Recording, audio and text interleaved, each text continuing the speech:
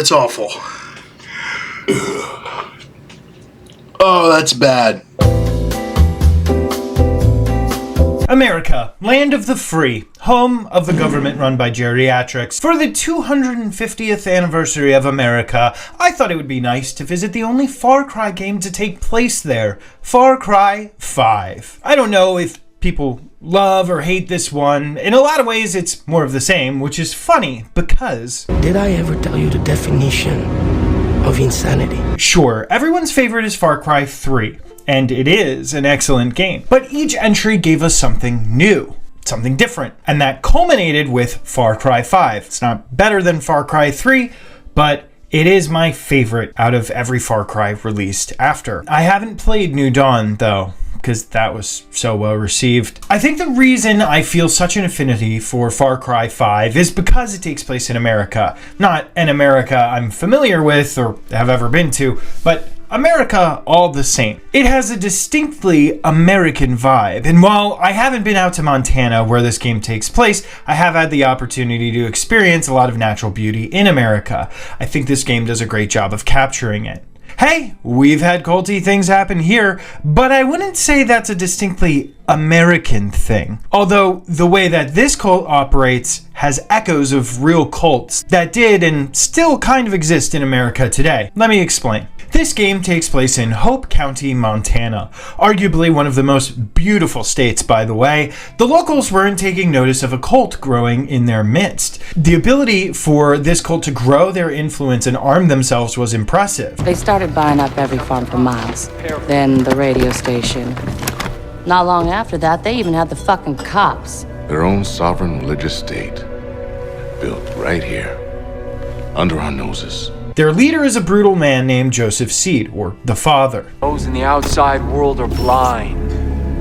They do not believe. They have no faith. But I will make them see.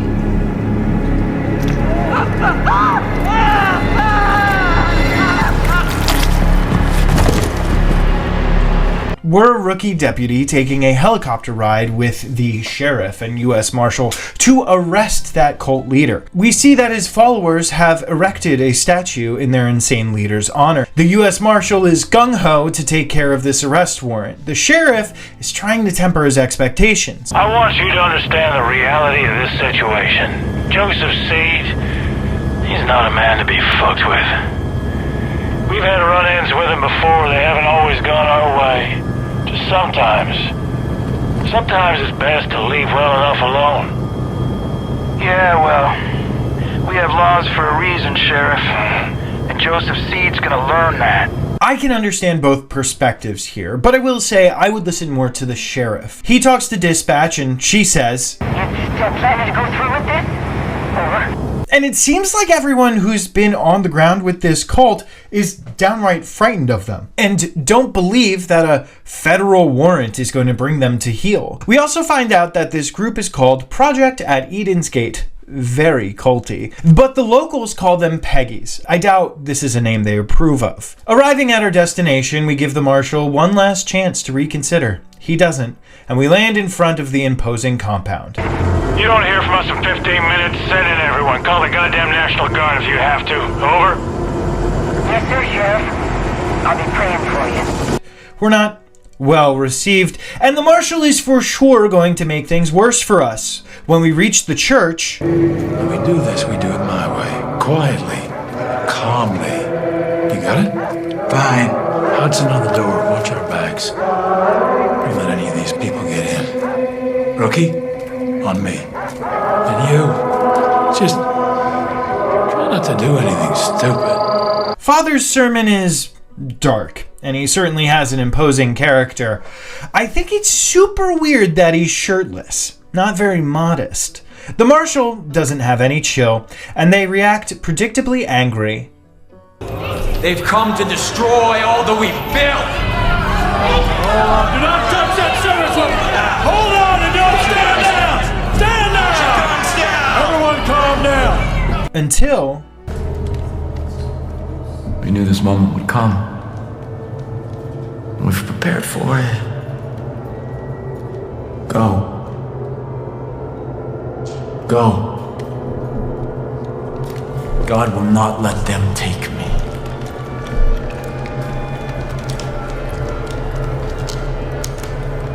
I saw when the Lamb opened the first seal, and I heard, as it were the noise of thunder, one of the four beasts say, "Come and see." Step forward. And I saw. And behold, it was a white horse. And hell followed with him. There's a couple of weirdos behind him who we'll be meeting later. The Marshal commands us to cuff him. Interestingly, if we don't and just leave, the game will end. Similar to the beginning of Far Cry 4, where after Pagan Min asks you to wait, if you do instead of trying to escape, the game ends. I don't do that though, because I'm not a big fan of cult leaders or people like Mr. Seed here. So the cuffs go on. We begin to walk him out of the compound, and they are being quite menacing. I do like this walk, as an ethereal, amazing grace plays in the background. Back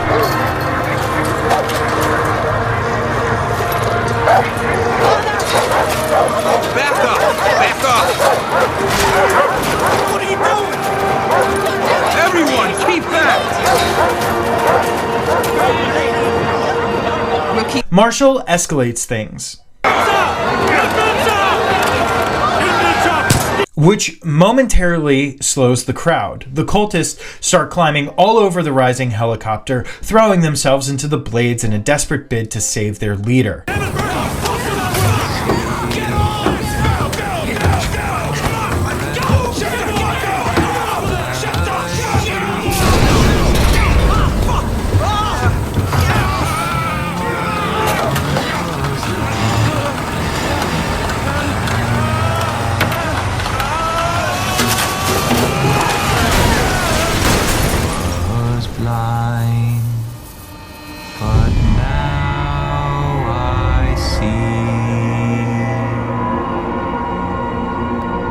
Coming to, most of our team appear to have survived. The dispatcher lady calls desperately, trying to find out if we're okay. Joseph, singing Amazing Grace, enters the helicopter, apparently unscathed, grabbing the headset. Please, are you there? Is somebody there? Please. I told you that God wouldn't let you take me. Please. I need to know what's going on. Dispatch. Oh, God. Everything is just fine here. I don't need to call anyone. Yes, Father. Praise be to you.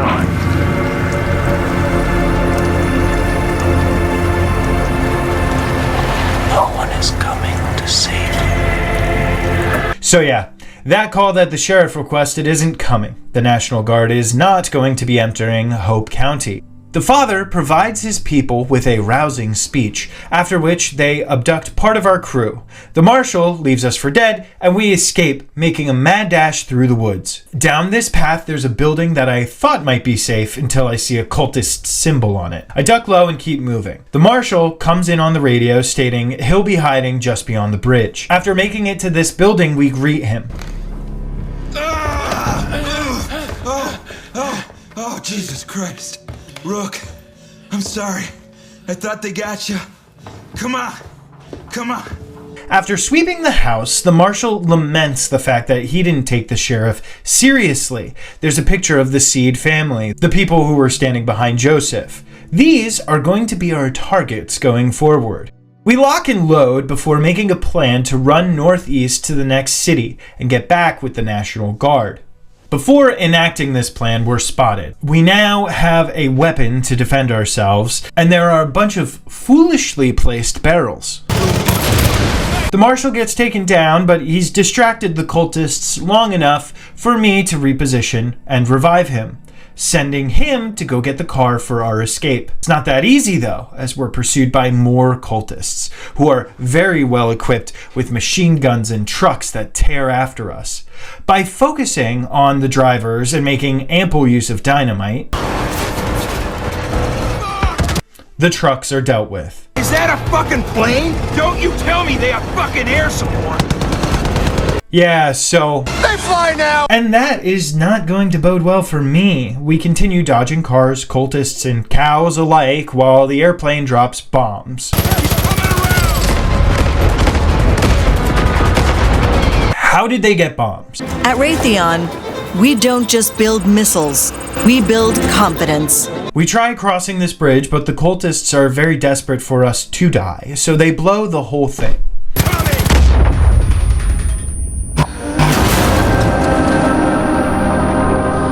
The Marshal and I escape from the sinking vehicle, washing up on different shores. The cultists capture the Marshal, ignoring his demands. I am a United States Federal Marshal. A bald man in fatigues drags us into his bunker. While this very much seems like the start of an episode of Criminal Minds, he's just pissed about there being nothing good on the radio. You are my children. And together, we will march to...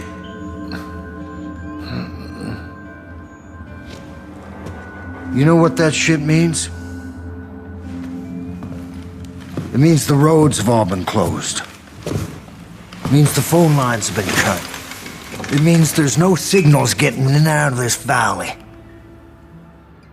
But mostly it means we're all fucked. So the Peggies, like most doomsday cults, are driven by prophecy. That the end is coming, and that certain things will occur that will herald the destruction of the world. Now that we've tried to take the Father, things are coming to fruition, and has the cult believing that it's the end of days, and a holy war is upon us. This mystery man ruminates on handing us over to the cult, probably his safest bet. Instead, he cuts us free, telling us to burn our clothes and put on some new ones. When you get changed, you come and see me.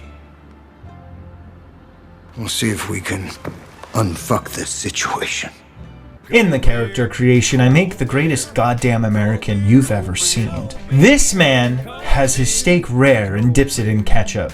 This man can drink 30 racks of beer on a Saturday and wouldn't be able to tell you how many that is total, even when sober. If you ask him what he likes to watch, he'll say NASCAR, but he really just wants to watch Disney's Pixar's Cars trilogy and the extended lore. If anything besides Bro Country plays, he will leave the party and has a lifted, kitted out, rear-wheel drive truck. Interestingly enough, supports women's rights. Yes, this is the ideal American man, and after getting changed, which includes giving myself a mullet, we head out and learn this man's name is Dutch. He's been looking into our situation, and the people we arrived with have been split among the various cult leaders, members of Joseph Seed's family. Also, this place is apparently so remote that no one else is going to be coming to help. I guess that makes sense. Montana is not a heavily populated state.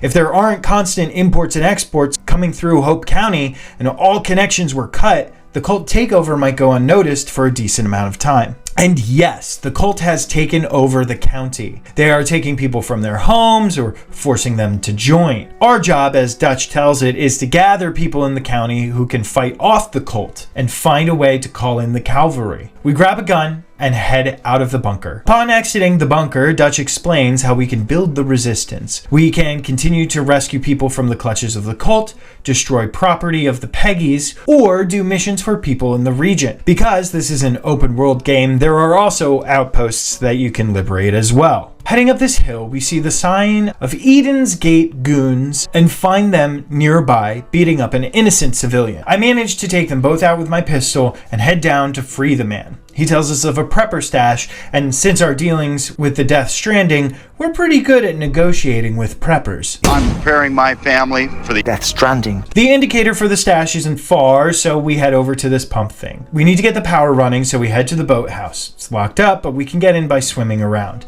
Activating the power, we head back up to the stash, breaking down this door to get the sweet, sweet loot hiding here. A little ways away, there's a steeple surrounded by cultists. I take them out from afar and swim over to the steeple. After ransacking the area, I turn my sights onto the steeple. Dutch calls telling us the cultists have apprehended someone down by the docks, so we head there with great haste. So I free the man on the dock. We can now hire him to fight with us. Dutch tells us to find a forest research station where they're researching something called the Bliss. More on that later. As we approach, we use our binoculars to mark the various enemies. While this does make our lives so much easier, I just feel like this takes me out of the immersion. The alternative is something like The Last of Us on Grounded though, so there's gotta be a happy medium. I make a stealthy approach to the station, keeping out of sight to take out this guy messing with the electrics. After my impatience gets me, I just start taking down the Peggies with the assault rifle. This works when the station is liberated. We hear about an old ranger station that the cult is trying to renovate for their nefarious needs. It will be cleansed. Again, I scan the area to mark the enemies, then make my approach. There is a hostage, but I don't think the cultists go ahead and kill them if we're caught. They have minimal situational awareness and are taken down.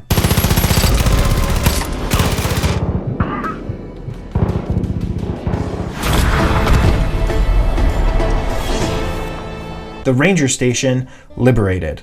The Clash is playing, and that's not bro country and not even American, so I have no time for it. We're going to the radio tower to make sure that the bro country we truly love can be broadcast to the masses, more than it already fucking is. Dutch gives us some advice as we ascend. Try not to fall from up there. Once we get the radio tower working, the island is fully liberated. Checking the map with Dutch, we see that the Whitetail Mountains are to our north, lorded over by Jacob Seed, the eldest. He's been training the cult with his apparent military background. Southeast of that is the Henbane River, controlled by Faith Seed. She's using the Bliss stuff that we saw at the research station to make people go insane. The region farthest south is John's, and that's where we'll be headed next because we get a transmission from him. We are all sinners. Every one of us. You, me. Even the Father knows deeply of sin. It's a poison that clouds our minds. What if I told you you could be free from sin? What if I told you that everything you ever dreamed could come true? What if I told you that everything could be overcome if you embraced an idea?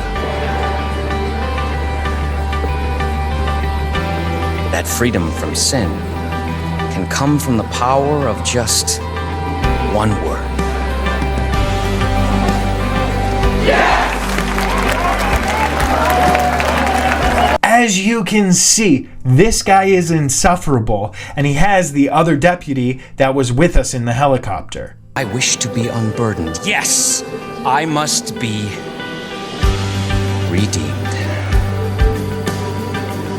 If you're watching this, know that you have been selected. You will be cleansed. You will confess your sins, and you will be offered atonement. Don't worry. You don't have to do anything. We'll come for you. You see, John has this self-help guru vibe. And I hate those grifters. It's like you right now, this front disgusts me. I take you up as an example, but I would never fucking hang out with you. This guy's the worst, because he's basically a psychopath that uses the idea of sin and righteousness to validate the awful things he does. Kind of like self-help gurus. So John has put a target on his back by annoying me. And I guess having another officer held hostage, so we're gonna head into Falls End, a town within John's region. He's been kidnapping people and trying to make them join the cult. If they refuse, they're tortured and killed. Hopping on a boat, I plot my course, noticing there's a super cute pup very nearby. Across the river, we find more Peggies at this dock. They're dispatched easily, and I decide to commandeer this plane I found. This guy won't need it anymore. This should be a nice, easy mode of transportation to get to my next destination. I treat this plane very foolishly. I land on the road and am immediately spotted by enemies. What, this approach wasn't stealthy enough? I run to the orchard in an attempt to lose them and make my way to the pumpkin farm. There's a truck blasting the cult's music. I find this most deplorable, and I make my disdain known.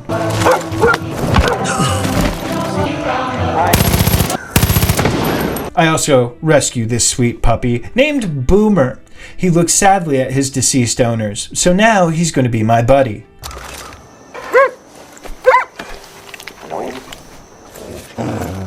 The cultists arrive and they're abusive to Boomer, so like all animal abusers should, they die. Boomer also has the ability to revive me, so I guess he has like healing saliva or something. No wonder they wanted to capture this dog. You'd basically be immortal. I head back to find my plane. And it's gone. So now I have to find another way into town. I travel back to the dock hoping the plane would respawn, but no luck. Against my better judgment, I head into the trailer park, finding a man being held by some Peggies. They're taken out easily and we liberate all the residents of the trailer park. Merle Briggs, a trailer park name if I ever heard one, speaks to us about potentially getting something called the Death Wish. We're attacked before we have the opportunity to complete our discussion, something heralded by the music. I know how to get back at the cult, but if we're gonna do it right, we need the Death Wish. It's of vital importance that these matters be attended to. Watch out, the dog's I pause this battle to upgrade myself with some perk points, getting the parachute and grappling hook. I'm a terrible shot, though.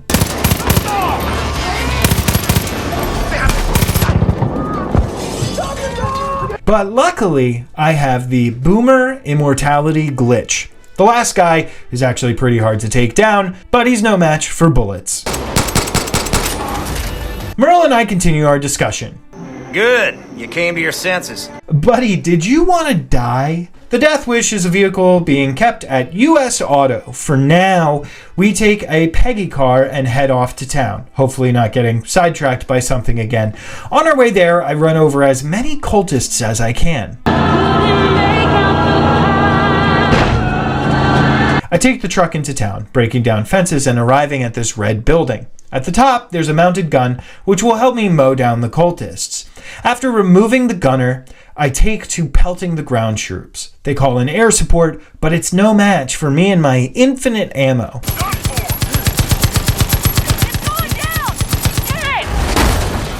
The stragglers are dealt with and False End is liberated. This is great because this means the Spread Eagle is open, and I could use a drink.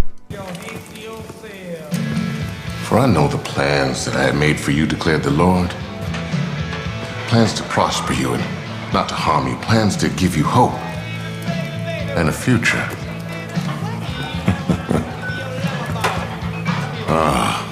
I don't claim to know God's plans, but I know a good thing when I see it. Getting quite a reputation, deputy. You're the first good thing to happen to this valley in a long time. I mean, I'm not really looking for a sermon at a bar called the Spread Eagle, but he's good people. The owner of the bar comes in carrying a large stock of alcohol. All you've done, might as well add Mover to the list, huh? Okay, but what exactly is it that I've done? I've saved one island, a dog, and your town. I guess that's a lot. Doesn't feel like it. Thought that Eden's Gate confiscated all of this. Hell kind of fair grave would I be if I didn't have a hidden stash. Is this all that's left? Once this is gone, will there be another shipment coming through? These are important questions you have to ask when you're building a resistance. What the? Hey, where's the s'more schnapps? We're out of s'more schnapps? That can't be! I guess we drank it all. Now what? Now we just wait until morning. Both the bar owner, Mary, and the preacher, Jerome, are sympathetic to us wanting to save our people. Okay, so hold on. This is my first day on the job, right? Or something close to it. I'm not saying I wouldn't want to help out, but I don't have any real connection to these people. Yeah, I'd like to save them, but maybe I should leave? Go get help? Either way, my people aren't the only ones in need of help. So if I help out around the town, perhaps the town will assist me in the future. The preacher joins us in a shot, which, total badass, and we get down to business. Mary explains that her father would always give the cultists grief, and to do so he would use a truck called the Widowmaker. Peggy's stole the truck a few weeks before he passed away, so Mary wants it back. This will give us a truck and piss off the cult. Win-win. The cook has some ideas on how to boost morale. You know what this town needs? Balls. I'm dead serious. Falls Inn's annual Testicle Festival is a decades-old tradition. The Testy Festy is one of the few times the community comes together for what makes them happiest. Scarfing down cowboy caviar. Right, so our job is to get supplies out of storage for the Testy Festy. Funny story, when I was younger, my grandfather had a boat called the Rocky Mountain Oyster, which is another name for the delicacy that is bull testicles. 7 pages into the script, and we're talking testicles, people. Buckle up. I head to the church to talk to Jerome. The church is looking rough, so many bullet holes in the walls. He wants us to check out a pig farm. He hasn't heard from them in a while, so it doesn't bode well. We need to go there and help if we can. Before heading off, I get to the gun store, purchasing the .44 Magnum, thinking I'd need something with more stopping power to complement my assault rifle. I need to accessorize my gun with another gun. Just America things. I do also pick up the shotgun for when I'm feeling a bit flirty. This is my very favorite gun. I grab an ATV and head off toward Rye and Sons Aviation, cutting through the woods in order to avoid detection from the Peggies. They descend on the airfield, but are no match for my new guns and my goodest boy, Boomer. After I flank them, they're pretty easy to dispatch.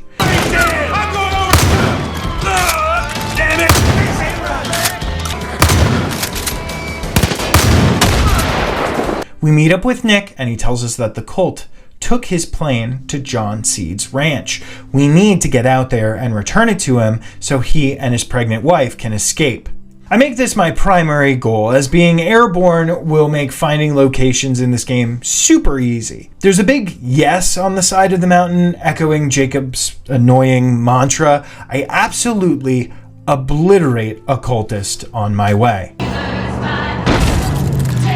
And save the hostage. Before entering the ranch, I ditch the truck and head into the brush, approaching cautiously. I'm hoping that I can have some stealth success for once here. A cursory scan shows that there are several bad guys patrolling. I get rid of one of their alarms before climbing up on the roof and rappelling into the building. One of the cultists come in from downstairs and doesn't notice me. I feel like I'm a child trying to play hide and seek behind this chair. His lack of situational awareness leads to his death. I have to end this guy's horrible singing.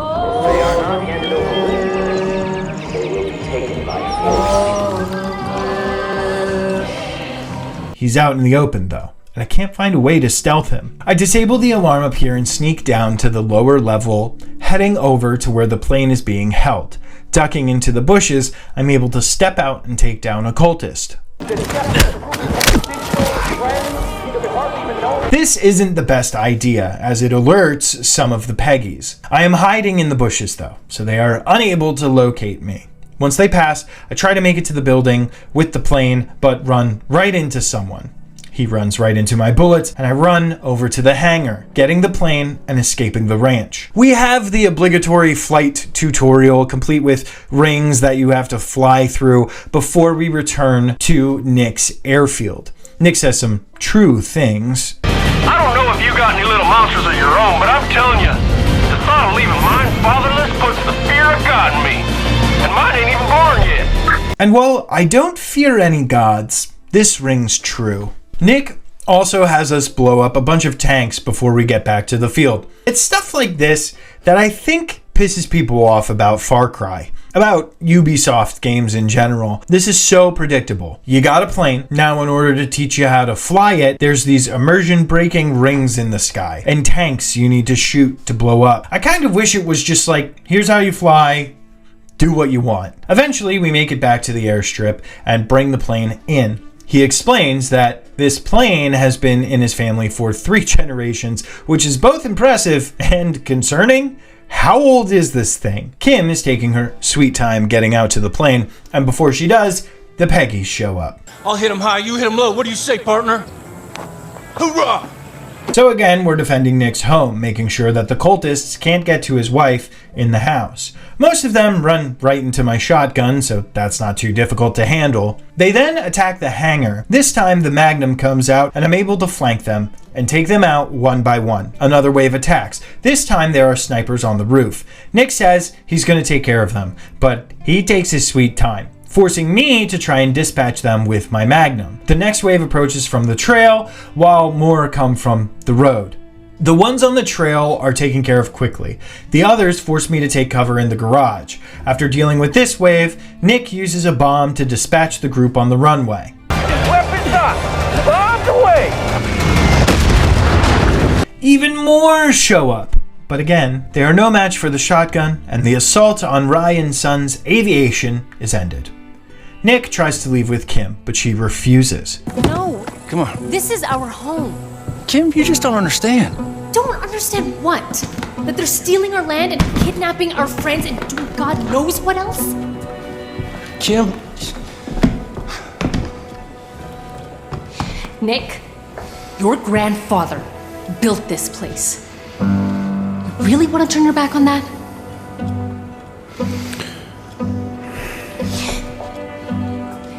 And what about all the times you talked about handing off the business to our daughter? Oh, I talked about handing off the business to our son. You've seen the ultrasound. It's a girl. Well, that was on a messy black and white TV screen. You know them things ain't reliable. Nick.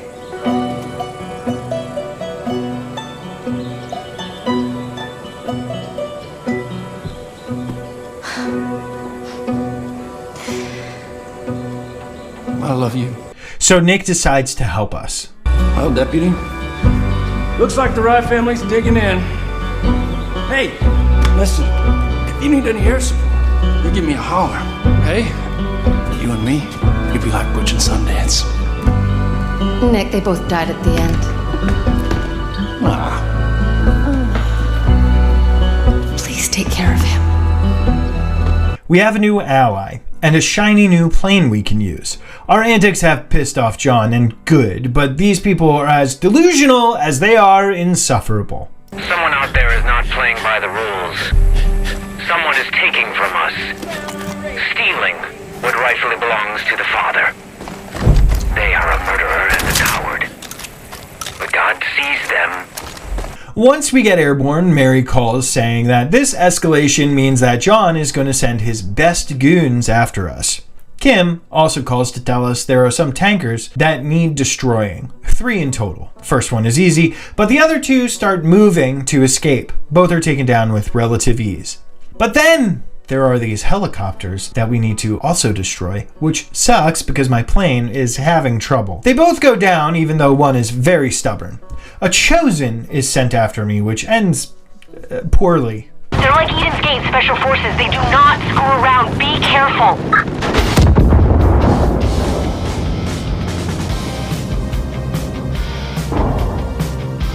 Hey, deputy.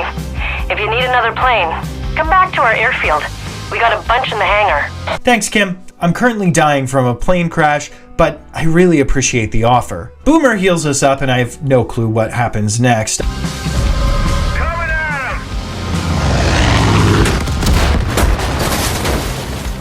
I legitimately think this guy just kamikazed himself in the trees. Nice! Oh, that was a hell of a move. Was it? Nick's got some competition. His ego is going to deflate faster than a Patriots football.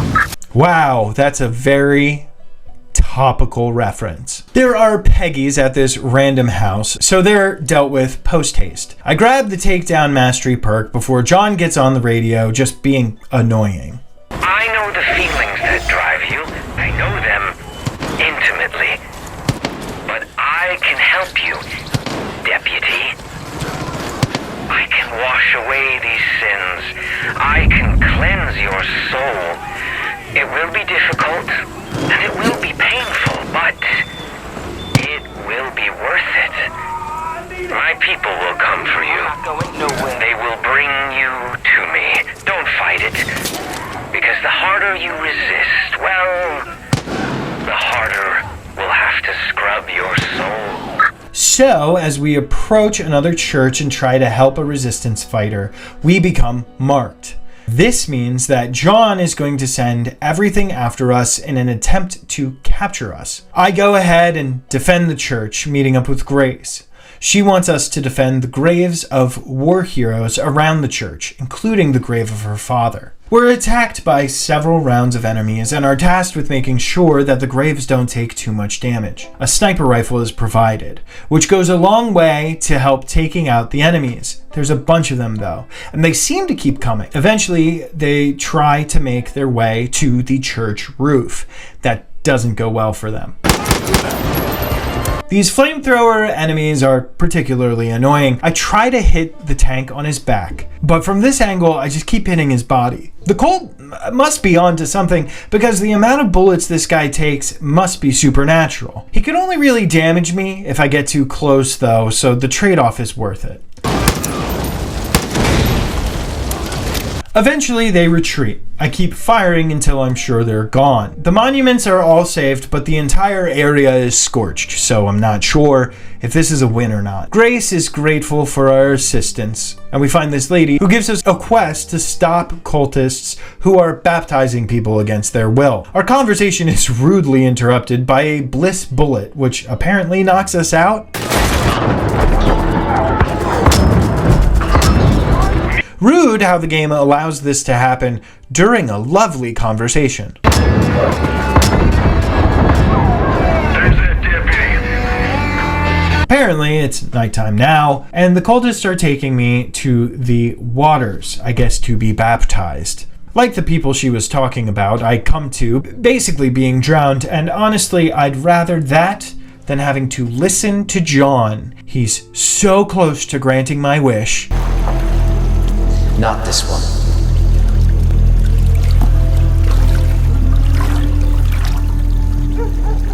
This one's not clean. And sorry, man, I've been running around and that plane had no air conditioning.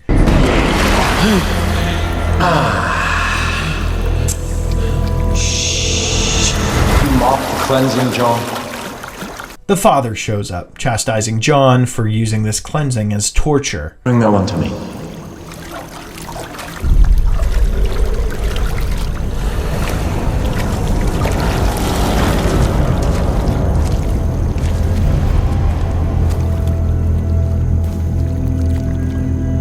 Despite all that you have done, you are not beyond salvation.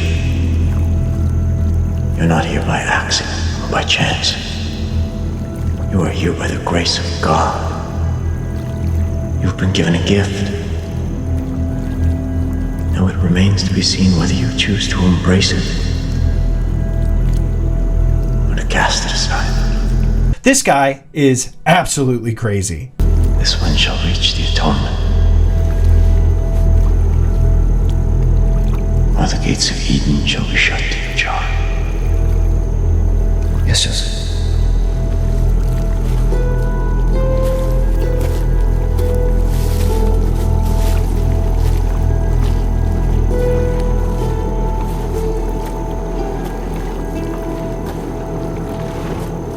You will confess every sin you've ever committed, no matter how petty, no matter how small. I will pull from you. Then we'll see if you're worthy of atonement. We're put into a van for transport. The guy next to us asks if confessing will help us, but it'll only make it worse. Confession without pain isn't confession. Wonderful. The van is intercepted by our allies, crashing it and saving us. No treating with them! And show them no mercy. Stay with me. Didn't go through all this trouble just to lose you now. We're now assaulting a Peggy compound, cutting immediately right and using the rocks for cover. I'm able to make it to the fence, using dynamite to clear the enemies quickly, finishing up with a few grenades and a shotgun. Jerome tells us there are more hostages up the road for us to rescue, specifically Merle. Up this dirt path, the Peggies aren't much of an issue, and we free hostages along the way. I'm unaware that there's a mortar ahead,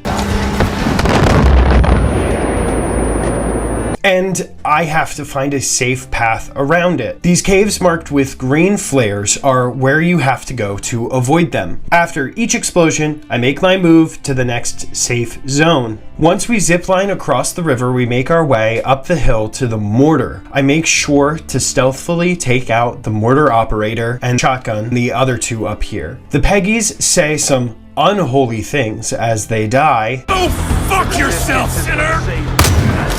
I don't know, I'd honestly be more freaked out by the cult if they didn't talk like that. Merle is happy to be free, and it's our turn to use the mortar as we wait for a chopper to come rescue us. I lay down an unrelenting volley of mortar shells, occasionally leaving the mortar to defend my territory with the shotgun. Unsurprisingly, Merle isn't much help, so I'll have to revive him a few times and watch my own back. Sometimes you'll down an enemy, and instead of killing them, depending on the situation, it's a good idea to leave these guys alive as bait for other enemies that will try to revive them, like the velociraptors in Jurassic Park 3. They set a trap. They actually set a trap. It slows the enemies down and gets them in one area. After a few waves, the helicopter arrives, picking us up and getting us to safety. I immediately commandeer the helicopter and make my way to a side quest. Aerial vehicles in this game make it so easy to traverse. We return to the lady that we were speaking with before we were so rudely interrupted. We're going to head down to the docks behind Grace's church, somehow sneaking up on this guy. As we approach the hostages, I make sure to mark all the enemies in the valley. Stealth is going to be the best way to go. I can't use my winning strategy of throwing every explosive I have when there's hostages involved. I get one guy, alerting the other, who comes out to investigate. Once he turns around, he gets got as well. These guys are not good at checking the bushes, as once I'm covered by one, they have no idea where I possibly could be. Bodies just keep getting stacked next to bushes, and they're none the wiser. I have great success with my stealthing, and save all the hostages. Then we have to sneak our way across through these fields full of Peggies and across the river to a weapons stash. By staying low and covered by bushes, we effectively evade the enemies. After this boat makes its turn, the group swims across to our destination. One of the guys is really excited that we're here. Fuck me! And we complete the mission. I stop by Falls End to check out the gun store, but opt to keep my Magnum, putting a reflex sight on it to act as a mid to longer range weapon. I refill my ammo and visit this guy who says, I heard there was a guy who claims he built a teleporter. Teleporter, you say? Might be worth checking out. I'm gonna get the Death Wish back for Merle, but before that, I'm beset upon by this helicopter. This little skirmish shows that my upgrade for the Magnum was well worth it.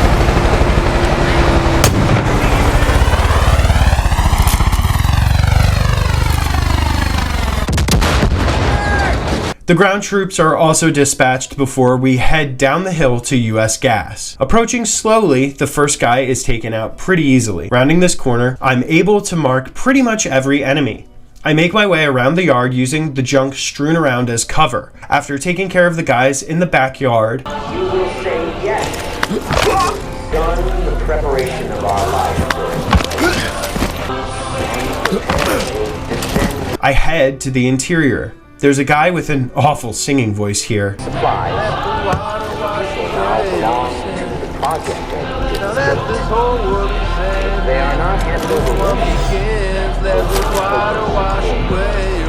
His American Idol career is cut short. and I head back to disable the alarm. While I'm doing this, someone finds my massacre and gets alerted. I carefully make my way around the building, getting rid of a cultist along the way. Once in the front, I get this guy by the truck, leaving 2 cultists. Just in case, I deactivate the other alarm and watch both these guys climb up to the same roof. I manage to angle myself so they never see me, and they in fact drop down right in front of me.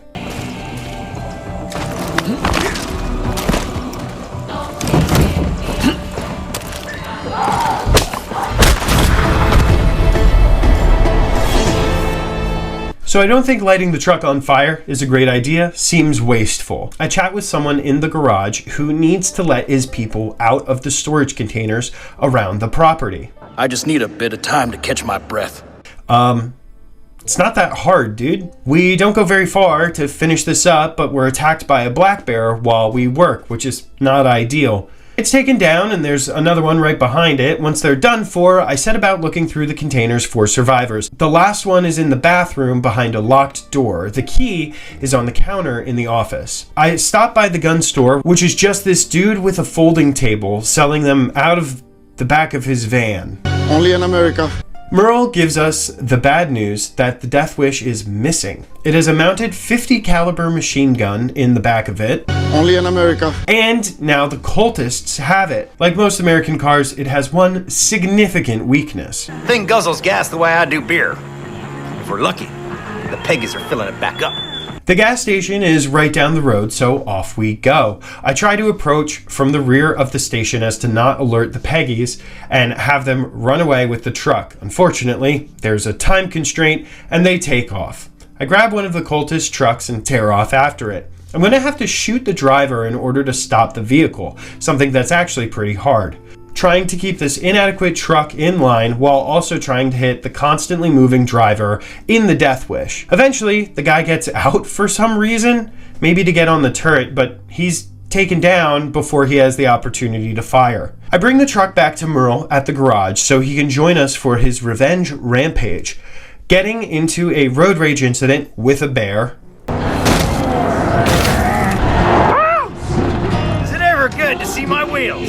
It's basically on fire, but whatever. Merle gets on the turret and sends us to the construction yard. As we drive, Merle explains that he's always hated the cult, and that initially the community said he was being too hard on him. He's been proven right and is sort of insufferable about it.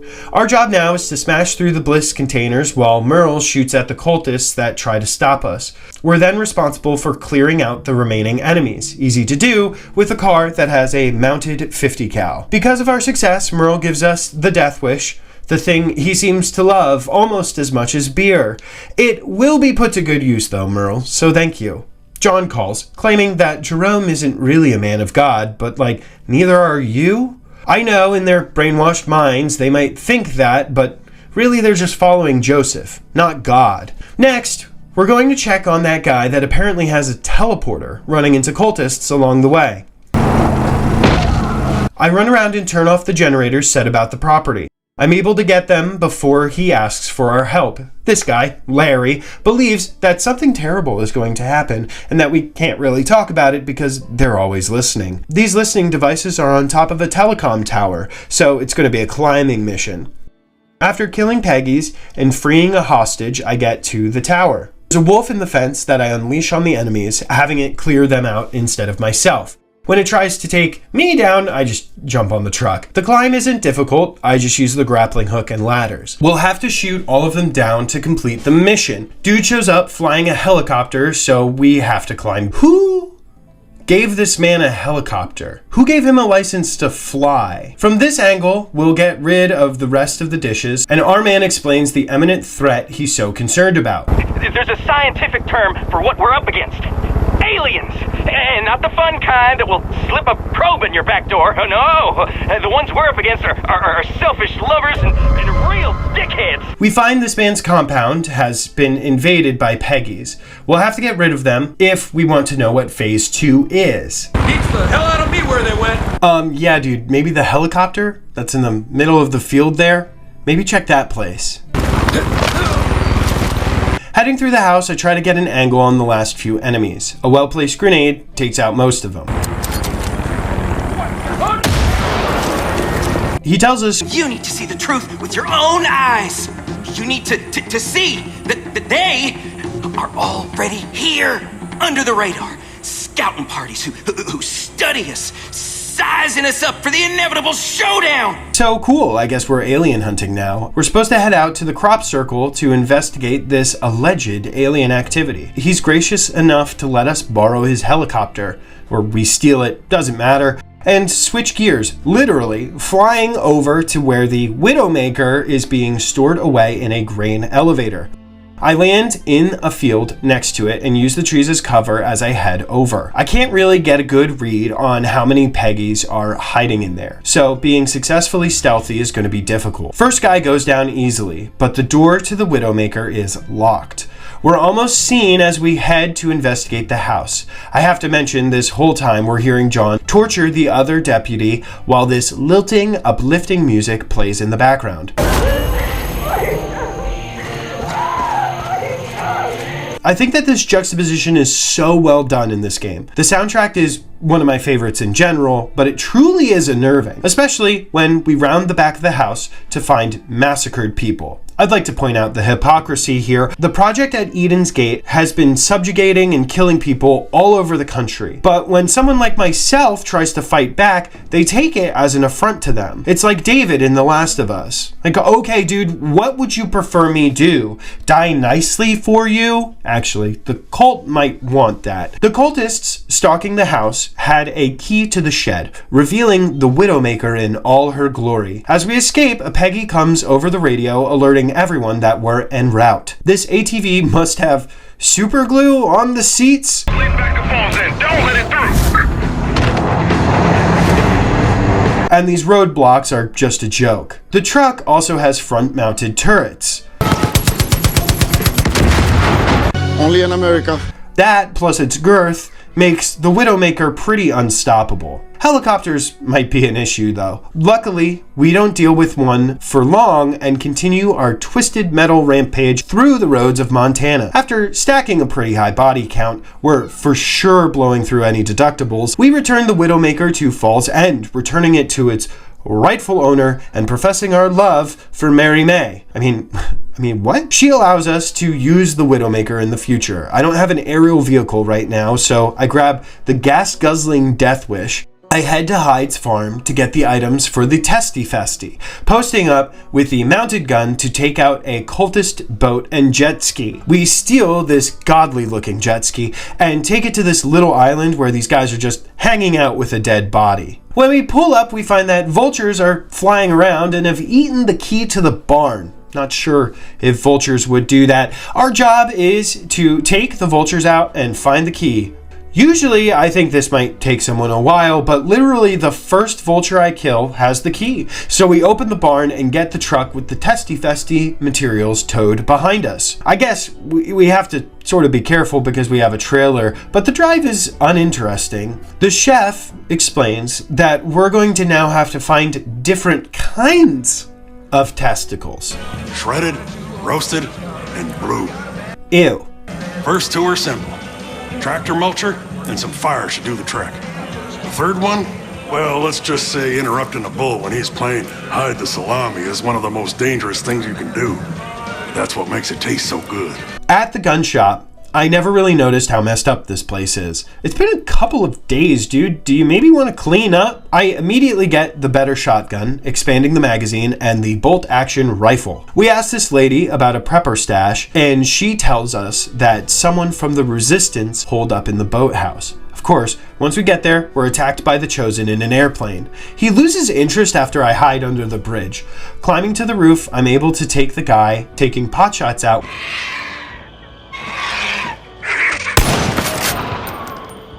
and use the zipline to get across the water. I kick down the boards to this hut, finding a whole bunch of useful loot. Using the rifle that was laying in the hut, we can shoot the lock from across the water. This sets off an alarm, which of course sends all the Peggies our way. They're not too hard to dispatch. The plane is pretty annoying though. On the other shore, there are more cultists who are taken out swiftly and severely.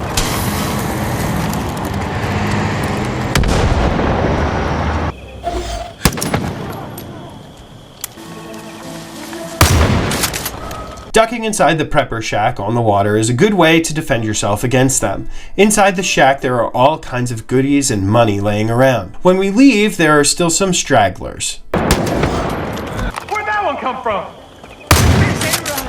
On the bodies we find a very useful weapon, the RPG. I try to keep this on me at all times, as it's super useful to take out swaths of enemies when they show up in their vehicles. If I can time things right, it's a fairly useful anti-air weapon.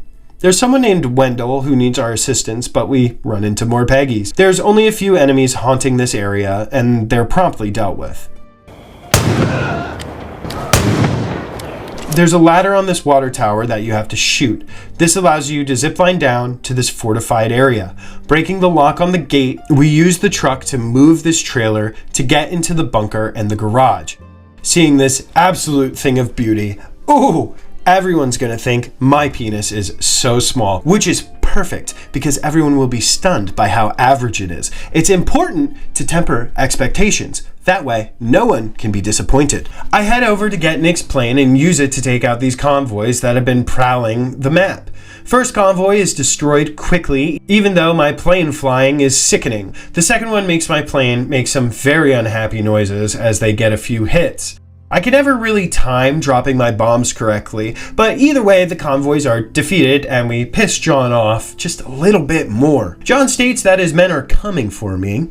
John is fucking determined to sink his hooks into you, Deputy. Now, I know you got out by the skin of your teeth last time, but don't underestimate this bastard. So, we've been marked again. I'm not too worried about it. I'm not worried about it! I'm not worried about any of this! I land the plane and head over to the pig farm. We need to take the cultists out quietly, otherwise the hostages could die. I head off down this ridge after marking the enemies and head over to the truck and trailer and around to the front of the house, getting rid of the guy in the house. As we come around the corner to get rid of a couple other guys, we're spotted. One of the hostages is killed in the crossfire and explosion. I do free the hostage over by the garage here. More cultists start coming, but with the RPG and a ladder to the roof, it's pretty easy to take care of the reinforcements and complete the request.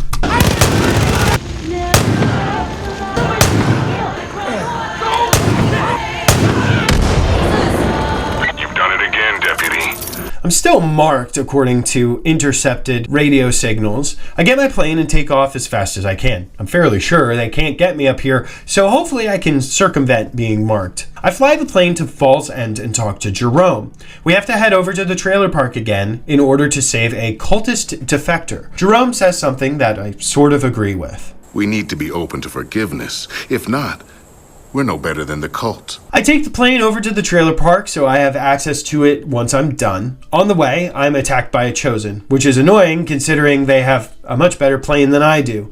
The dogfight takes a while, but I'm ultimately successful, taking down the Chosen and clearing the skies. As we make our pass into Faith's region, Dutch calls to inform us. Don't trust anything you see, and sure as shit don't believe a word that Faith says.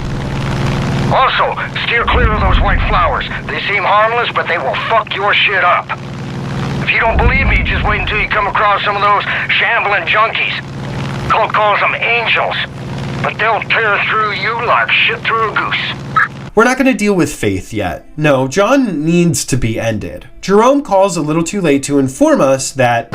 Look out, Deputy. I just got word that the trailer park has been surrounded by cultists. I think he could have called a little bit earlier. I'm able to get the plane down, even though every enemy is aware I'm coming. This building is pretty defensible, and I'm able to take down a cultist, which winds up drawing all of them to the office. When we finish the first round, we find the defector tied up. Why is he tied up if he's going to be our ally? With my RPG, the first trucks are immediately destroyed. More start coming in from the woods, but it's not difficult to take cover and end them. Then they start to come from the road. Good thing the cultists are fairly dumb because one stick of dynamite is able to stop this. After the remaining few are dispatched, we have to carry the defector to the docks. We can only use our sidearm for this, and our speed is cut significantly. More vehicles are patrolling the trailer park. Who's that? local eccentric. Once we're past the tree line, we lose them and head with great urgency to the docks. After dropping the defector, we can use the machine gun to finish the rest of the cultists.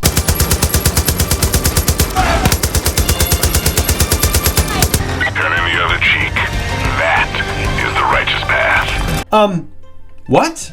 Do you have a gross misunderstanding of what turning the other cheek means? He's sort of talking about the guy we just saved, but still. I'm still marked, apparently, so these guys are trying to hit me with a bliss bullet. They don't know that I have deep pockets and a magic boathouse where I can purchase a jet ski and ride away, escaping to the Green Bush Fertilizer Company. On my way, the capture party catches up, so I hide in a bush where they completely lose me for a bit. Unfortunately, they were always gonna get me, so I'm hit with a bliss bullet and pass out.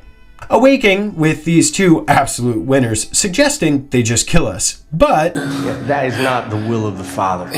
And we pass out again. When I come to, I see our partner, Hudson, across the room. Both of us are tied up, sitting on wheelie chairs. Why do bad guys always tie people into easily movable chairs? John shows up whistling a jaunty tune.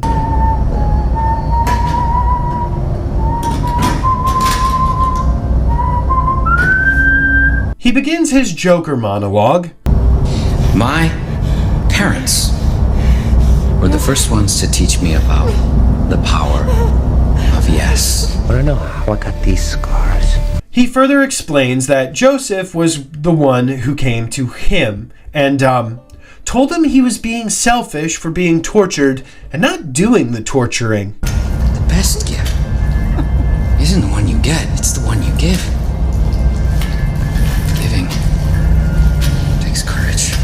So he's just totally gone. I kind of feel for the guy. His parents beat him, then Joseph validates him into torturing people because it's God's will or whatever. John doesn't seem like he had a choice. He still sucks though. And none of this is justification for his actions.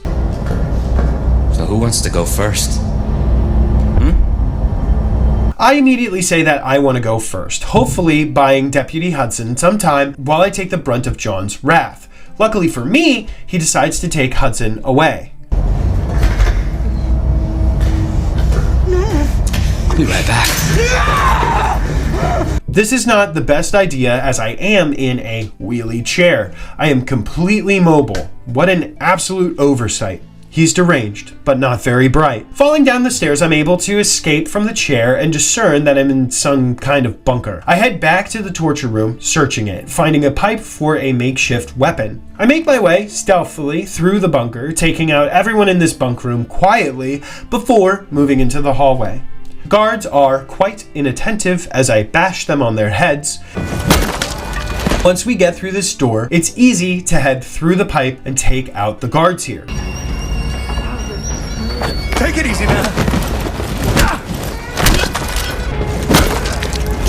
A body is spotted, which requires me to go for a frontal assault until I'm spotted again.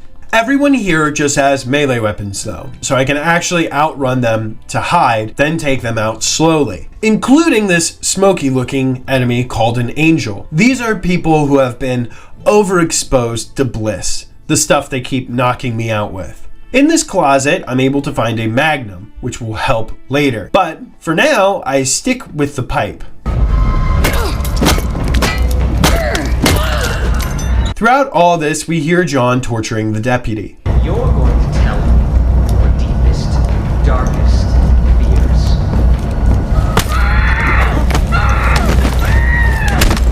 But I thought we were the ones who said yes. He's depriving us of our yes.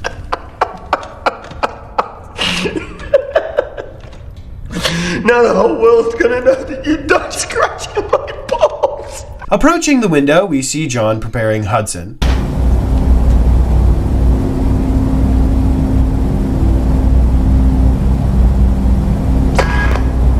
I know your sin.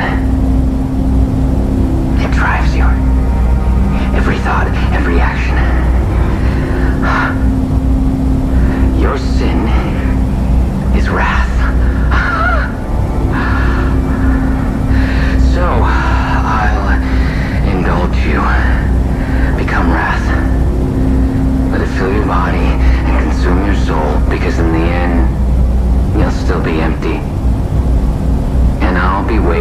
right here.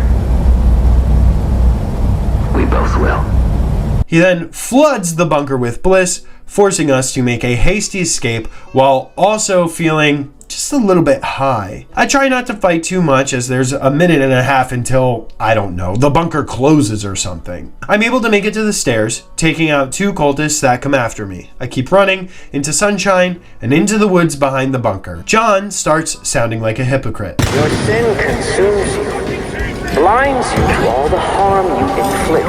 It allows you to dispense of human life so easily. Have you ever given so much as a second thought to killing? Hey, what about your entire fucking cult, dude? How many people have you killed? Have you thought about it? As I run, I find a quad and get as far away as I can. John lets us go, warning that if you stay here, I will bleed your little princess like a stump. Dutch calls apologizing about Hudson, and the only way to get her is to get John's key. To get that, we have to burn his whole fucking operation to the ground. You don't have to tell me twice. Back to Falls End and the gun store to get myself a lever-action rifle with a scope like a real frontiersman. There's a heavily armored truck called the Revelator that's been terrorizing the area. The Revelator is actually a decent name. I always thought Deuteronomy was really fun.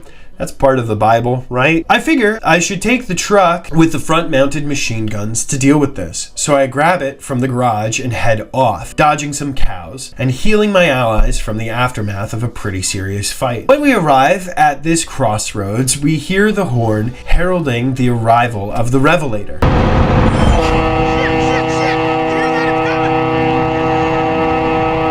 I get out and put a proximity bomb in its path, taking a pretty good chunk of the truck's health, but there's a helicopter here that's just what we need. I'm able to close the distance pretty quickly, and being up in the air makes it really difficult for the Revelator to damage me in any real way. It's pretty easy to destroy, and kind of anticlimactic.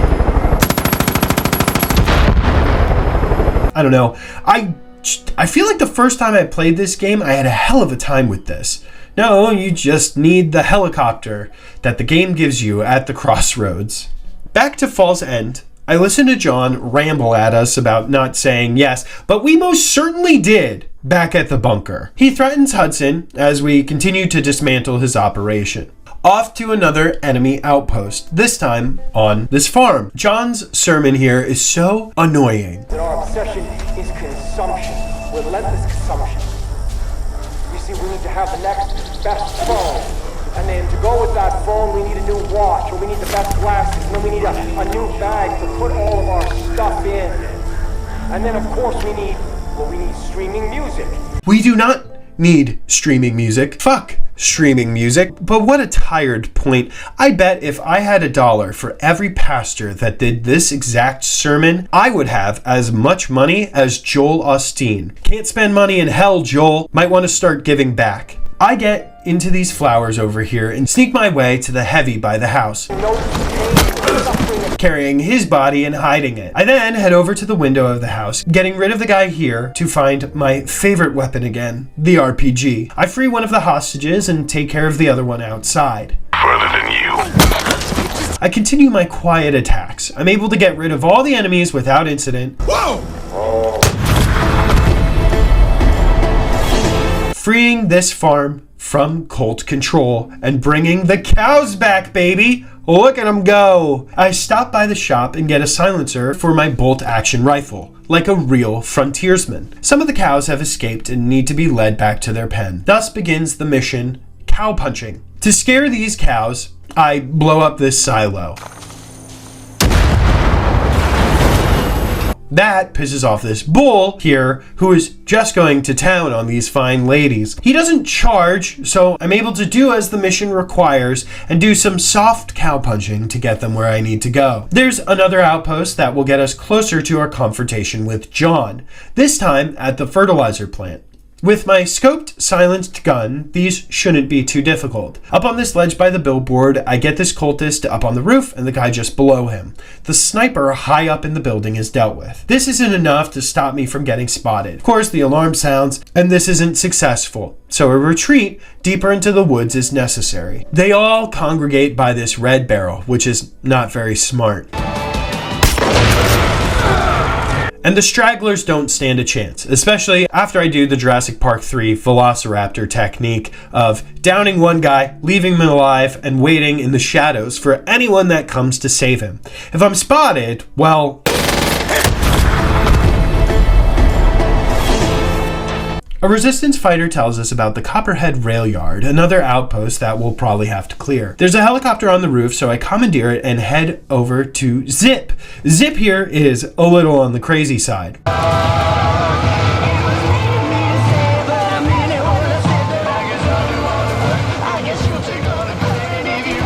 Now, hear me out. Yeah, I know who you are. You're that tip. Hey, I ain't done talking to you. You know what I'm talking about. You've seen the truth. Now listen, yeah, I know who you are. You're that deputy that's been stirring the Peggy's globalist pot. Everything about this cult stinks, and you know I'm right. Say it at the same time as me. Go, we are slaves to the government. Good enough. Mind control, that's right, partner. It's been their plan all along. You know it, I know it. And you want to know how they're doing it? It's the food.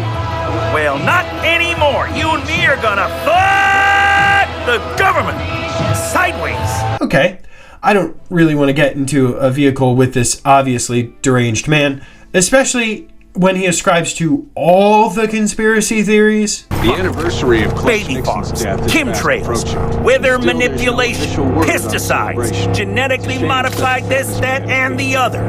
Now, it's pretty clear that the cult is not part of the government since they, didn't listen to the marshal, but were after animals that have been drugged with bliss, leading them to being overly aggressive. With each animal death, Zip says their name, and I don't know, do we really have to be doing this? You see, I'm fine with ending human lives. Innocent animal lives, well, that's where I draw the line. We clear the cult and the drugged animals alike without too much incident. Zip plans on planting some explosives, so we're going to cover him while he does. In a roundabout way, these animal deaths are the fault of the cult, just like when an aggressive dog gets put down. It's not the dog's fault, it's the owner's. My wrath knows no bounds, and John would get hard if he heard me say that, and I climbed to the roof to snipe the cultists. They've drugged the cows, and I refuse to train my sights on them, especially because they can't reach me up here. Cows can't go downstairs.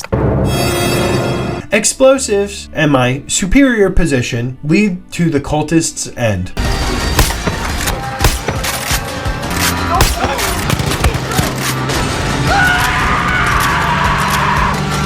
Zip is upset, but the job is done, and John is slightly more pissed. Zip wants to go to the old gold mine that was apparently not closed, but actually a government front that is funding the cultists' operation. He's partially right again. The government has nothing to do with this, but the gold is probably helping the cult, so it must be destroyed. Take these thermite charges. They have the same specs as the ones that brought down Tower 7. Dude is certifiable. At the entrance of the gold mine, we look through our binoculars to spot enemies. One is taken out quickly, and then I move up this hill here. Posting up behind this rock gives me a much better vantage point for me to spot and snipe.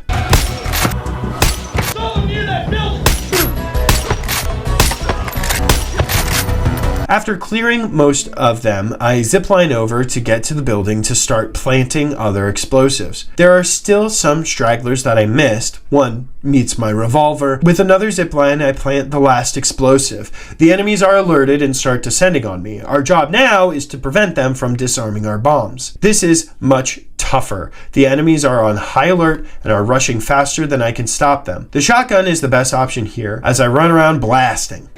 Wow.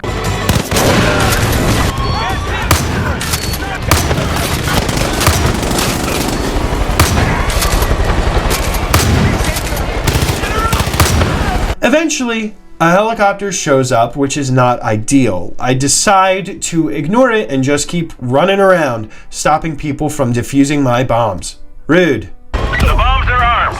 Now tighten your butthole and start running. It's about to snow gold flakes. I think you're in the clear. Now tighten your butthole and bear witness to the sights and sounds of true unadulterated justice. Get the hell out!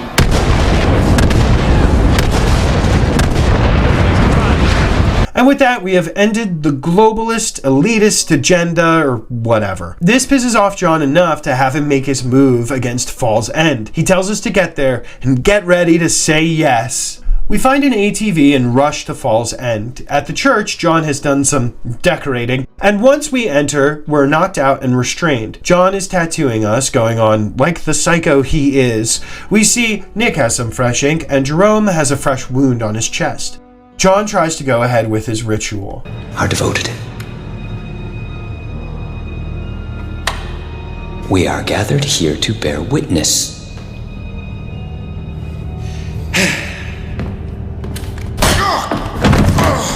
You son of a bitch!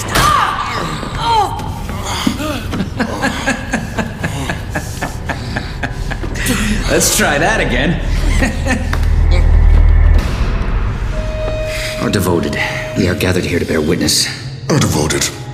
We are gathered here to bear witness. To those willing to atone for their sins. To those willing to atone for their sins. Will you, Nick Rye, place your hand upon the word of Joseph? Will you, Nick Rye? Oh, fuck that. No. I ain't never given in to that psychopath. There it is. Greed. Always thinking of yourself.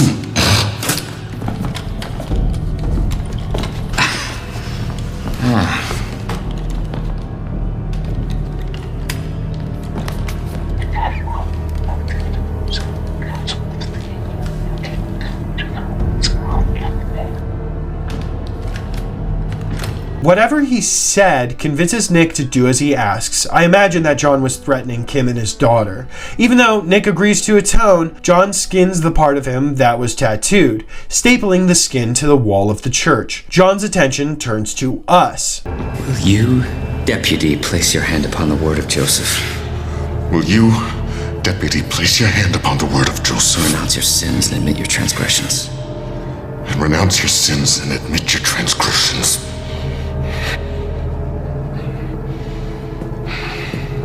Say yes.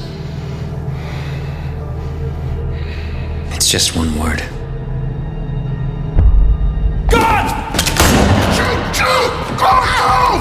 Jerome, the absolute badass that he is, was able to sneak us a gun.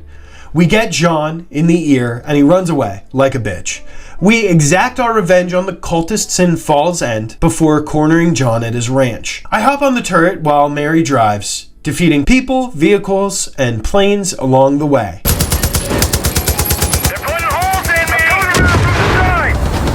Once we arrive at the ranch, we find that John's airborne. Luckily, there's a plane waiting for us to go after him. Nick has also recovered enough to join us and assist. John taunts him. Right.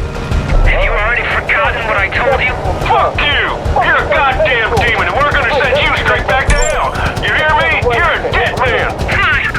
My, how contagious Raph can be.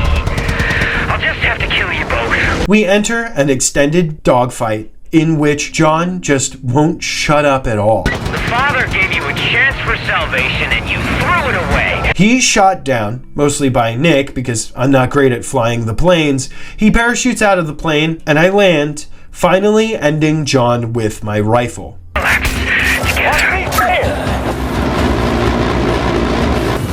I got eyes on it!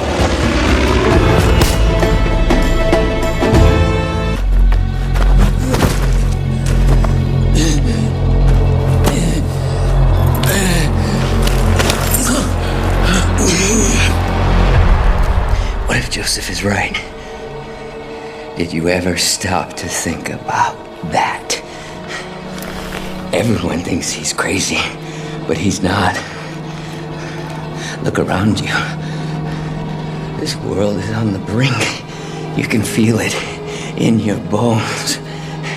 Look at the headlines. Look who's in charge. You want this key? Because you think you're saving people, but they are already safe. We had a plan. You don't understand. You don't believe. You don't care! May God have mercy on your soul.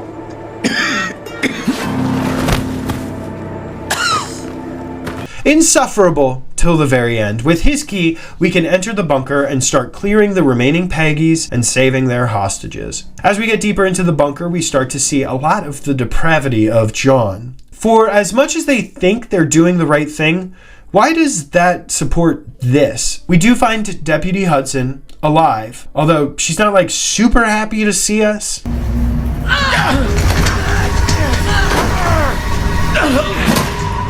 I know for sure this is a trauma response, but how long would it take for her to realize we're not a cultist? If this is normal, I'm with it. We didn't do ourselves any favors by, being a silent protagonist. Joseph proves himself just as bad as John. He would come down here, and he would just stand there and watch. We were begging for mercy, and he would just fucking watch. Ew. With Hudson at our back, we're now getting out of this bunker and saving the hostages. All the cultists are running at me, so it's easy for me to sit back and let them. No! To get to the next objective, we're going to have to climb down the missile silo. We have to get to a control room to destroy consoles that will get the doors of the bunker open. More Peggies are running directly into my bullets.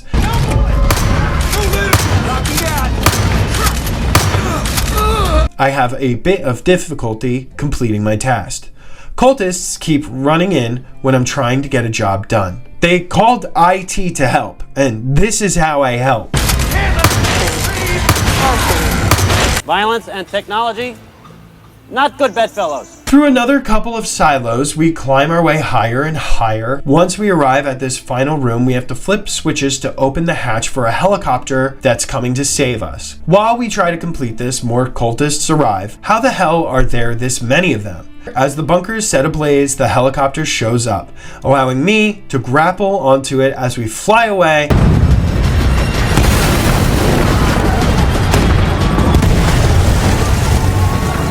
Blow up the last remnants of Joseph's power.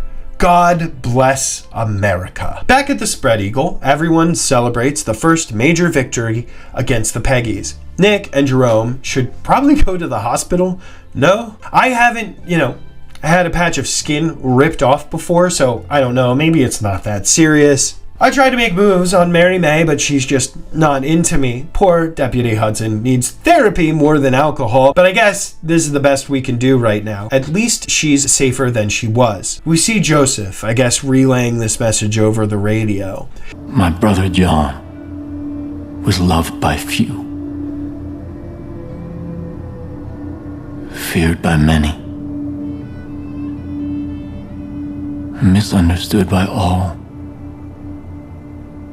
Except me. He goes on to say what I mentioned earlier. John never really had a chance. He was easily preyed upon. But again, that doesn't release him of responsibility of what he did. Joseph acknowledges that John was a bad guy and that people were afraid of him. But he was my brother. And those responsible for his death will be punished. I promise you that. Okay, whatever. I hate this moral whataboutism that so many evil factions have. By killing John, we were defending ourselves. Period. If you didn't want John to die, you should have disbanded your stupid cult. Instead of my bolt-action rifle, I get the MS-16 Trooper with a suppressor and a scope. It's now time to go see about some aliens. I grab my small penis truck and head out there. I get a glowing alien orb from a very good dog, then fend off some very aggressive turkeys. It's me and my turkey. Me and my turkey. Who almost kill me. They also appear to be invincible.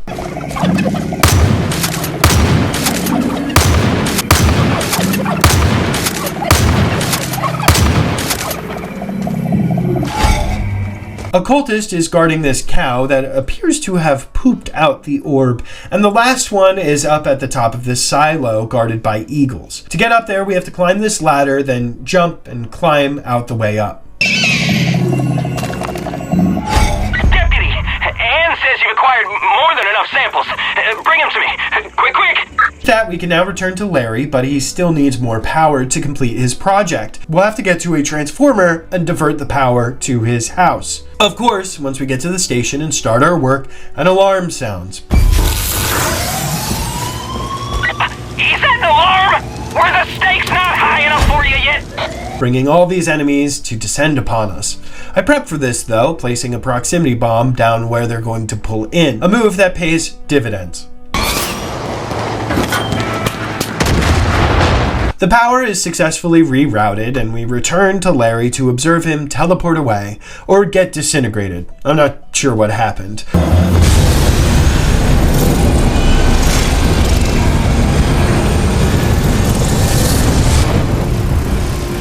But we get this weird weapon from him as a reward. Kim comes on the radio asking for us to stop by her and Nick's house. Turns out that baby is coming and we've got to get these lovebirds to the doctors. I'm surprised that there even is a working doctor under these conditions. We tear through the country and Nick is trying to help, but not really.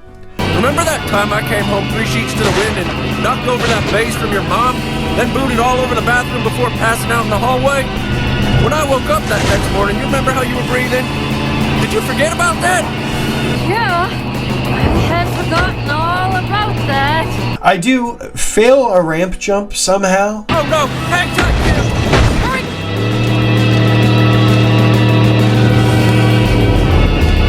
Once I adjust my trajectory, the rest of the drive is fairly uneventful, save for some livestock crossing the road and a plane falling out of the sky for some reason. There are also tractors that get in our way. If you don't live in rural areas, I don't think you know how annoying getting stuck behind these things can be. Still, better than cyclists, though. We make it to the clinic, and the loving parents are over the moon. Looks like I am gonna have to change the name of my business after all, huh? You probably don't hear this enough, but thank you. That's alright. You having that baby naturally must have sucked, though. That does not look like a newborn. That's the size of a 4-month-old. I guess they grow them big out here. I'm now stuck with the decision of which region I should begin to take over next. It's hard to say what the game's intent is. Faith's region is closer, but I think in some ways her region is the hardest. I take on a prepper stash, which makes us climb through this wasp-infested barn. Nope. Forcing me to face my fears. No, not the beast! Not the beast!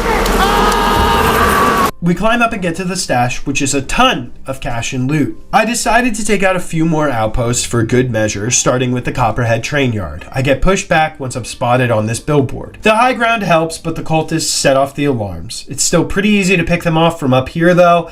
I just need to make sure that they aren't able to get an angle on me or come up the ladder. Luckily, just as air support pulls in, an allied jeep with a mounted gun arrives, helping me take care of the rest of the enemies, liberating the trail yard. I head up to the packing facility near where I got Boomer. There are some cultists having a battle with resistance fighters, so I assist. I opt for the full frontal assault, taking out the cultists as I cut a path to the buildings. When backup starts coming, I retreat to the roof, placing proximity bombs around the ladder. I hear a bear roaring and find its cage, unleashing it so it can help me whittle down their numbers. After that, it's just a matter of sniping the remaining guys. Fire! The fruit has attracted some bears to the area, and they got into that bliss stuff that the cult uses. I head out behind the facility and draw the bears into the fire of my allies. This works for a bit, but eventually they run away, forcing me to take the fight to the wilderness. These bears are tough, and there's 3 of them. They take a wild amount of ammo to put down, but eventually the 2 running around are ended. The one in the cave, well, I make the decision to go to Seed Ranch. This completionist mentality is something that fades as time goes on. I take the quad through the woods to get a better angle on the ranch. I try to take out the sniper from the tree line, but fail. I run back into the woods, but find this tower here that will help me in spotting the enemies. From here, it's not tough to whittle down their numbers. None of them take cover inside. They eventually get wise and start shooting their mortar at me, forcing me to zipline down. Marking all the enemies has given me a significant advantage. We need the best blast. We need and enables me to defeat the rest of the cultists with ease. Even after they call in reinforcements, they're no match for my silenced weapons.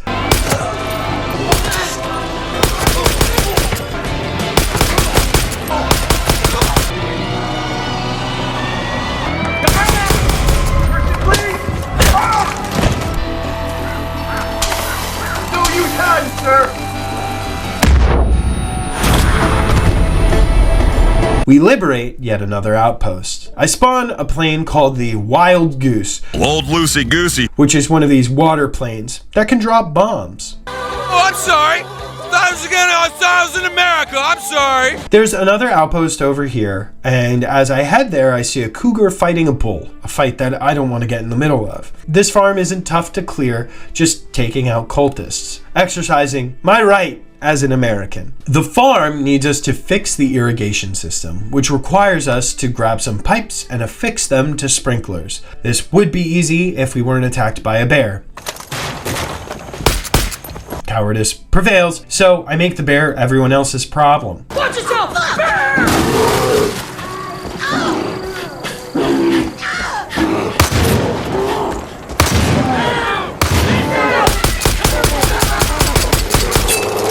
The sprinklers are fixed, so now it's time to liberate another outpost. This time, we're encroaching on Faith's region, our first foray into dealing with someone other than John. Hopefully, they'll be less annoying. I start clearing the outpost by climbing another billboard. This position is pretty defensible and has a height advantage. Even though they have machine guns and backup, I don't actually have to move from here to clear Lorna's truck stop. Faith contacts us, and indeed, she's probably the least annoying boss we've met. I see you searching, but you look lost. When I was younger, I spent years searching. I was a rat in a maze, always chasing the same wedge of rancid cheese. The father was the first person who helped me realize there is a world beyond the maze.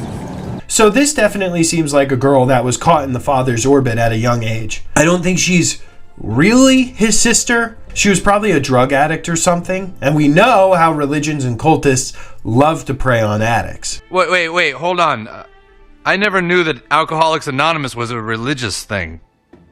It's not religious. You just have to admit that there is some kind of God which has power over you and turn your life over to that God and ask him for forgiveness. We're off down the road to steal back a tanker that the cult stole. We also run across this man who's standing here singing in front of the cult. Shin bone connected to the thigh bone connected to the hip bone. I guess they're not really concerned about him? Before we figure out what exactly he's on, we'll have to clear the building. After we do, we realize that he's another nut job. Okay, call me Tweak. You don't look cultish. In fact, you have a distinct anti-cult vibe, which I dig. Hey, you know, I've been working on something for people like you who are taking on the cult. You know, top secret, very hush-hush. I consider myself something of a professional amateur chemist, and I've got recipes that will make you harder, better, faster, and stronger.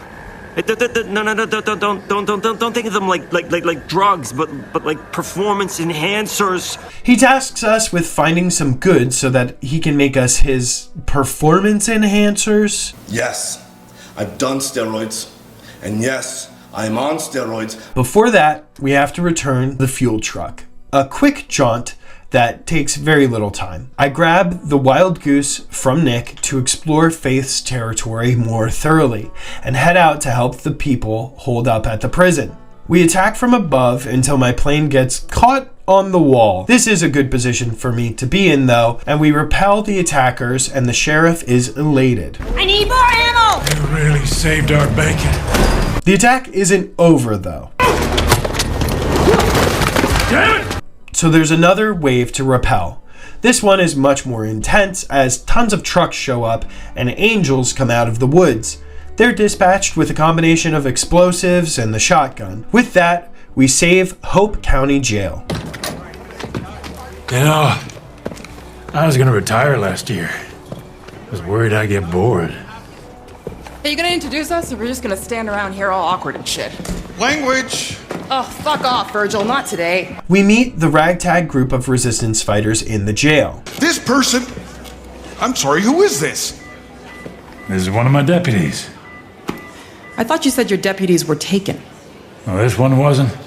Been giving Eden's Gate a hell of a time from what I hear. That's so. Well, I hope you plan on pitching in. No room for freeloaders. Freeloader? Who do you think you're talking to? That's Tracy, and this man with the maybe you should just be bald haircut is Virgil, the mayor of Hope County, who's handing out pins. We need to talk about your flare. Really? The sheriff has a very satisfying story as to how we survived the crash. I just remember fog. Then walking in a field. Then I saw her. You've seen her too, haven't you, Rook? Whatever she says, whatever she promises, it's a lie. Stay away from her, you'll end up just like the Marshal. The bliss. It makes you forget. Makes you feel free. You just want to stay there forever. But it isn't real. None of it.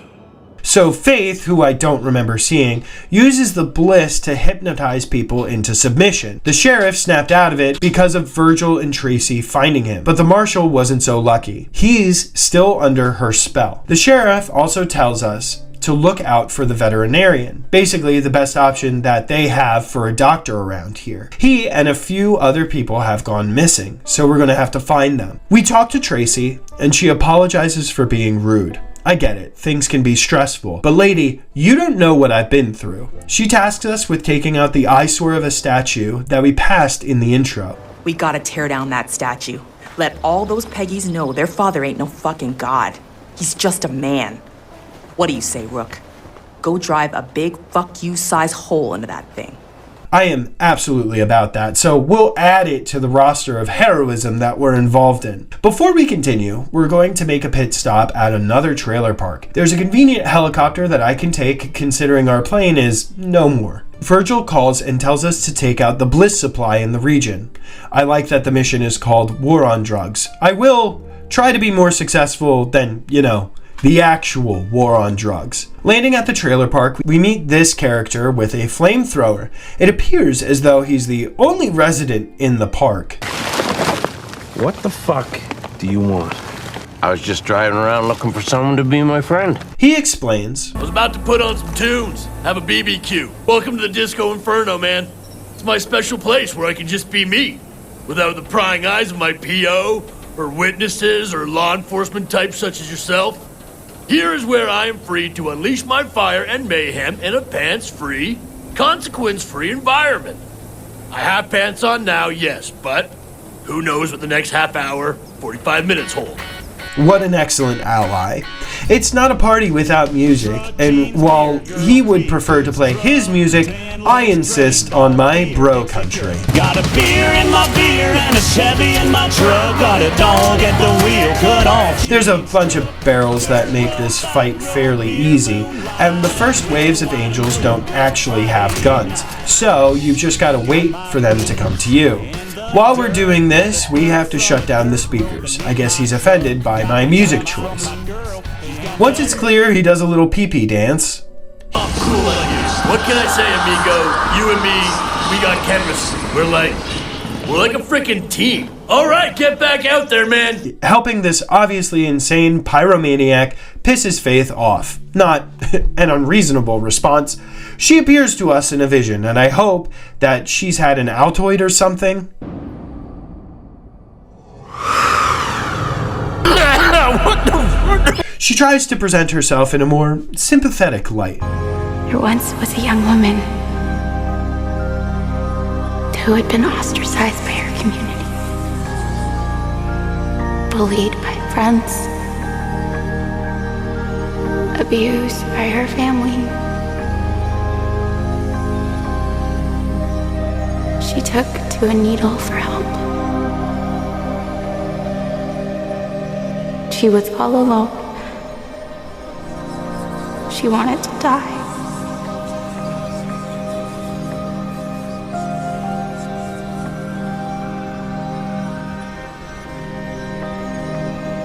And then she met the father. So I nailed the prediction of being a drug addict. Faith continues gassing up the father, saying how he saved her and everything. Where we are right now is the psychedelic world of the Bliss, where Faith is in control and can basically make us see anything she wants. She brings us up to the father's statue and places us on the book he's holding. The marshal is up here with us. He tells us to walk the path and then jumps. We're supposed to do the same. We have no other option but to do so, and I can't open my parachute. I will give you purpose. I will set you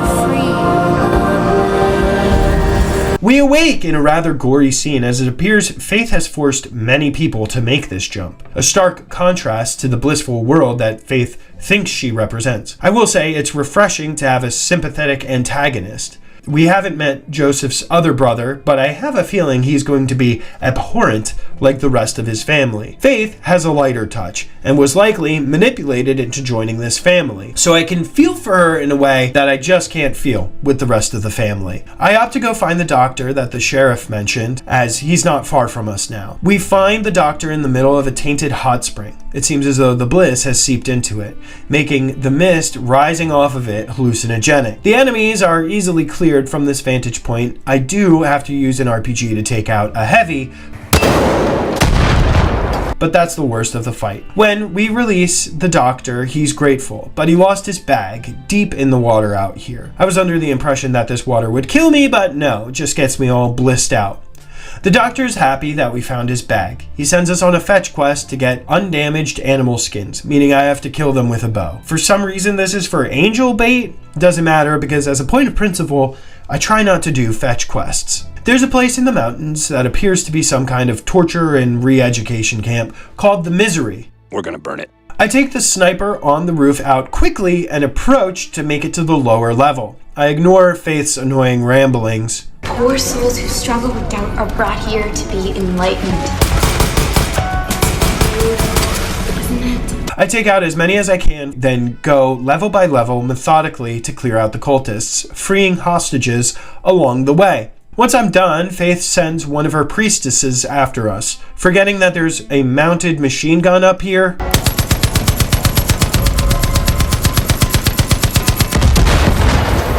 We then go around to save the remaining hostages in these cages by flipping the switch and landing them in the water. Faith's pissed level has increased because of this, and we become marked again. I grab a helicopter to liberate some more outposts. The first is this church that's taken pretty easily with the help of a wolf friend. Shoot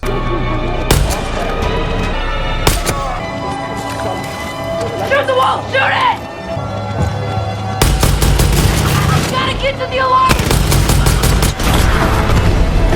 I grab the wild goose to help with taking down that gaudy statue of the father. I start chipping away at the statue with the plane's guns. There isn't much resistance and the statue is destroyed easily. We now have to get a book of the father's writings from inside the ruined structure.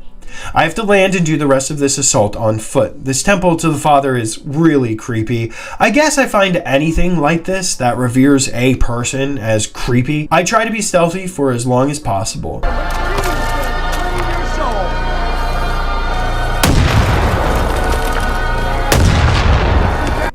Kind of. I climb up this rock and post up, trying to stay out of sight while I pick off some Peggies. I am spotted, but manage to take advantage of their short attention span and enter the statue. At each floor, we're greeted with some enemies, and some try to come up after us.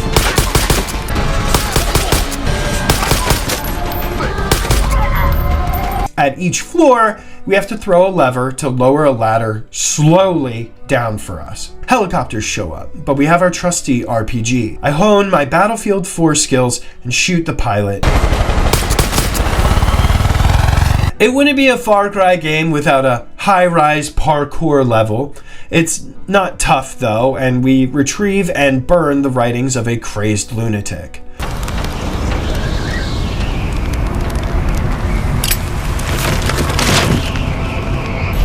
Done. His words. Don't you understand what he'll do to me?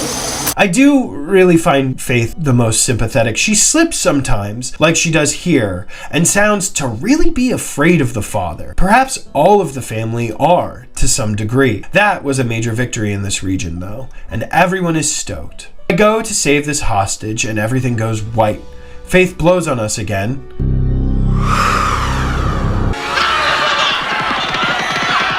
We're in the Bliss, and approached by Faith under a tree. Now you'll see. Now you'll truly understand. Because those on the outside will see what we have built here together in our new Eden. The father goes on a huge rant about the world ending, and it turns out his prediction is a nuclear apocalypse will take us out, and he's preparing for that. I did not ask for this. I was chosen. Real original, Joseph. Haven't heard that one before. So what are we supposed to do? We just sit back and await the inevitable?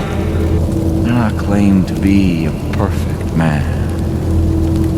But I saw what was coming and I chose to act, to lead. Because society is broken.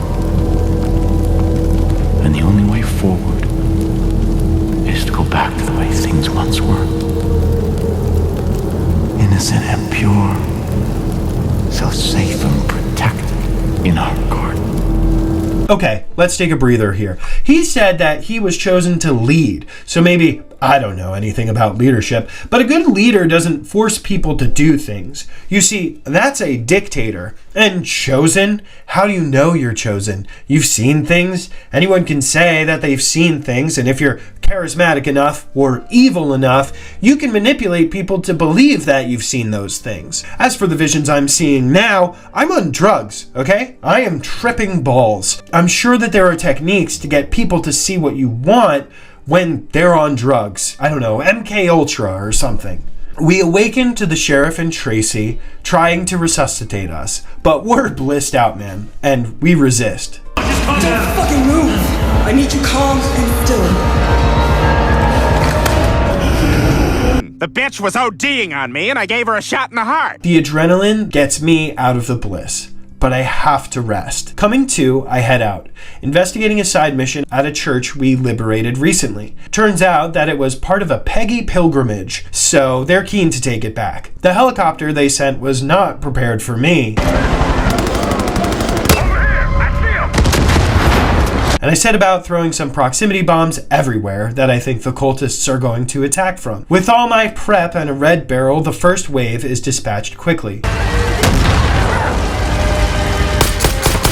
For the next wave, I set myself up on the mounted machine gun and go to town as the cultists come over this ridge. I start my massacre of the helicopters around here after defending the west side.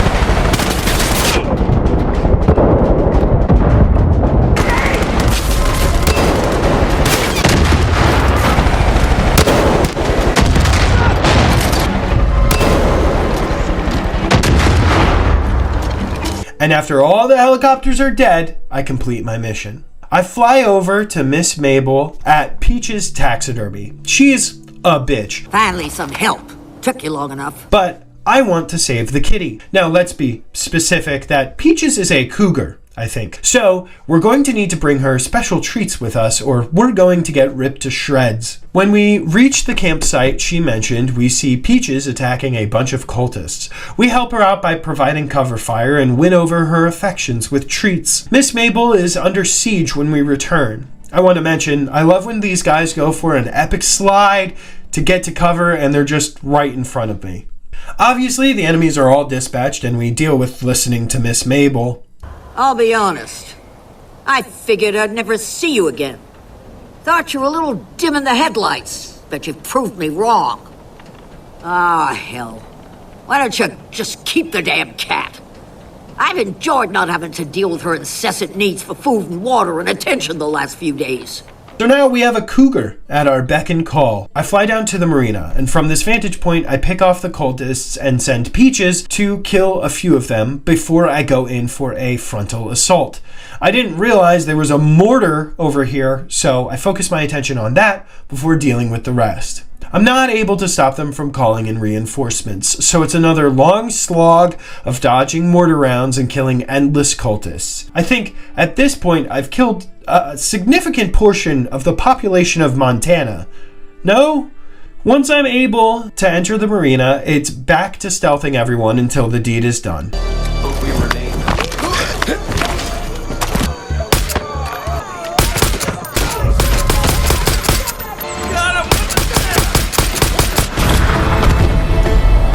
And the American flag flies again. We're introduced to Adelaide Drubman, pleased to make your acquaintance. Appreciate all your help getting my marina back, but honey, I got a problem. Those Peggy shipbirds stole my Tulip. She's the nimblest goddamn helicopter this side of Montana, and I'll be goddamned if those fuck trumpets are gonna take her from me. Finally, we're going to get our own helicopter. I do stop off to talk to her boy toy, who, like most people from California, can't not mention he's from California. Our primary target right now is to find that helicopter. We're also taking out some Peggy pilots as we search. On the way to the next location, I avoid a cougar bison fight before taking this SUV up to the fire lookout. At the lookout, we locate Tulip, seeing it land. We have a finite amount of time to get to it. My first attempt is unsuccessful.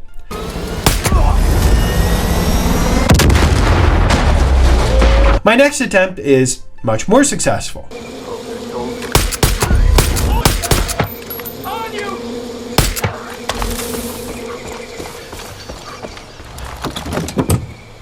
And we avoid or destroy any helicopters that try to stop us and return to the marina. Of course, it's under attack again, but with Tulip, this fight isn't that difficult. Adelaide is happy, I think.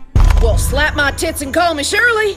You made it just in time for all the fun. Much to my chagrin, I don't actually get to spawn Tulip. I can call Adelaide to help, but I have a pet cougar, so I don't think that really helps me. Xander, Adelaide's boy toy, is upset that the cult is polluting with their bliss, so we have to track down containers and destroy them. I grab the Wild Goose and head off towards the gunboats that have been patrolling around. With the bombs from Loosey Goosey, they're not terribly hard to sink. Heading back over to the gas station, we try to get a laptop that has the locations of bliss containers for Xander. Peaches and I approach, taking out as many as we can as we make our way to the laptop. From inside the gas station, I'm able to rid the first rounds of cultists quickly. They send backup once I start hacking the laptop, but between myself and Peaches, they don't really stand a chance, especially because they keep throwing themselves at the laptop. Xander calls to tell us to look for some boats. We have the Wild Goose, so we take to the skies with Adelaide for our search. I'm a half bottle in, but fuck it. Mama's getting lucky tonight. Should you be flying, Adelaide? What, is this a communist country or something? I thought this is America. Once we reach the bank, I hop into a boat and follow them, destroying a couple and eventually finding my way to this cabin. Clearing the Peggies, we continue to find the bliss containers being held at this mine. I set about destroying the bliss containers with some less than helpful assistance from Xander. You should see big green bliss containers in there. Like kale smoothie colored, not avocado. You can tell the difference because... After fighting my way into the mine, I find a good position on the roof. As reinforcements are sent, they're easy to avoid from this vantage point. Once they're taken care of, so are the bliss containers, ending the Eco Warriors quest and finally allowing us to spawn Tulip. Finally, I have a helicopter. We were called earlier and asked to clear a water treatment plant. Of course, the cult is using it for bliss-related activities. As we head there, Faith tries to be intimidating. These pilgrims seek salvation. Do not interfere with them again.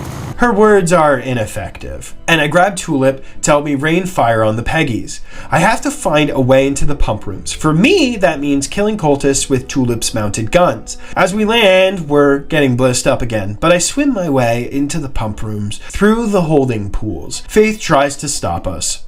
You can stop the water, but you can't stop the bliss. Once the first pumps are blown up, another wave starts making their way to me. I get into the second pool and swim to the pumps, avoid them, and blow up the second set. Another wave arrives, but I opt to run to Tulip, making it much easier to clear the rest. Faith steals us away again, still trying to convince us, I guess.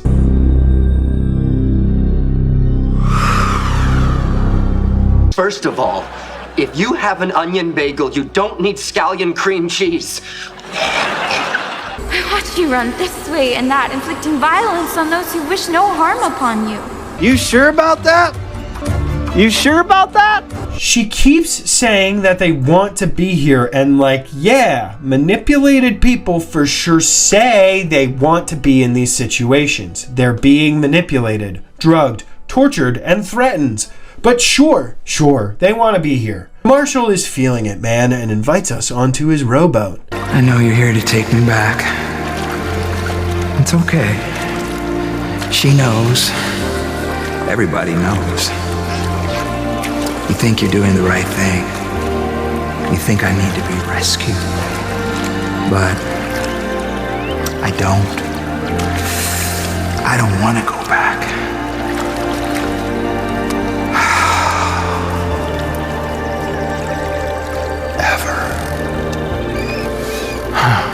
Okay, dude, he goes on waxing poetic about how he didn't think his life would turn out this way. I am done with being the yes man. No, my friend, you are not. That is exactly what you're being right now. He gets out of the boat, and after telling us that he again doesn't want to be rescued, we hear the sheriff telling us not to trust the Bliss and to get the marshal. I didn't notice that we can buy and customize helicopters here. That's so helpful. We get to the marshal before he gets through the gates. Tracy wakes us up, and while she says we're doing great, the marshal is having trouble. Okay. Sister, take the edge off. No drugs. Put your guns down. You just can't come out of the Bliss clean. I can. Sheriff. All right. Please. All right. I'm not scrambled. All right. Stay away from me. All right. Just lay down. Stand up. The marshal always has something to prove, dude. Tracy thinks that having the marshal here is a terrible idea. You don't know her. How she digs inside your head. Don't trust him. I'll go talk to her. The marshal is handling his detox well, I guess. Before heading out again, I get a suppressor for my shotgun. The final thing that I need to become a fully silent killer. Leaving the prison, I hop aboard Tulip and take off towards another outpost. I'm able to take out all of the enemies at the fly shop without getting spotted. The cult locked some angels in the basement here, so we head down to clear them out. I guess there's nothing that can be done for them once they're angels. Otherwise, I'd say just lock them down here and detox them. Once they're put out of their misery, we continue our plight to piss Faith off, taking down another outpost. On our way, we can see how the cult has blocked off access, at least to this road. This is the Jessup Conservatory, and even though they sound the alarm, I'm able to pretty easily defeat the cult once I get to this scaffolding that's easy to cover. Get real. This is gonna be good.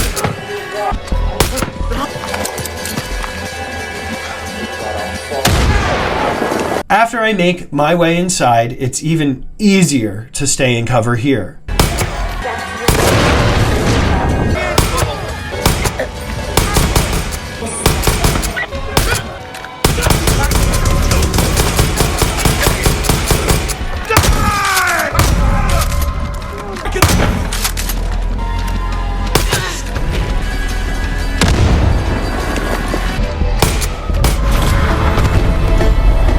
We're then tasked with burning the flowers with a flamethrower, similar to the weed burning mission from Far Cry 3. But it's not as fun without a Damian Marley and Skrillex track playing in the background. We have to turn the water off, fend off the attackers, and burn the flowers. Now we've got to find Feeny,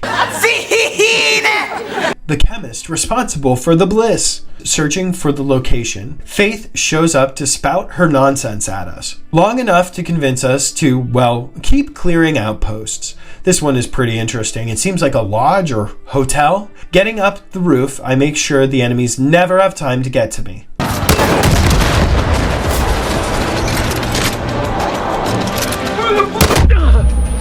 I take Tulip out, and you guessed it, another freaking outpost. I can see the complaints about this game. I think if you made half the outposts and got rid of the fetchy or do the thing a million times quests, the game would be a lot more fun. This time it's the lumber mill in Jacob's region. I figure I should start pissing him off now. I'm spotted pretty quickly, so it's time to bring out Tulip. Even though she's a bit of a glass cannon, she makes it a breeze to clear the mill. We see that hostages here are kept in cages like animals. Jacob is about survival of the fittest and culling the herd, both things commonly said by insecure alpha male types. It look effortless. Take that chair, serve you.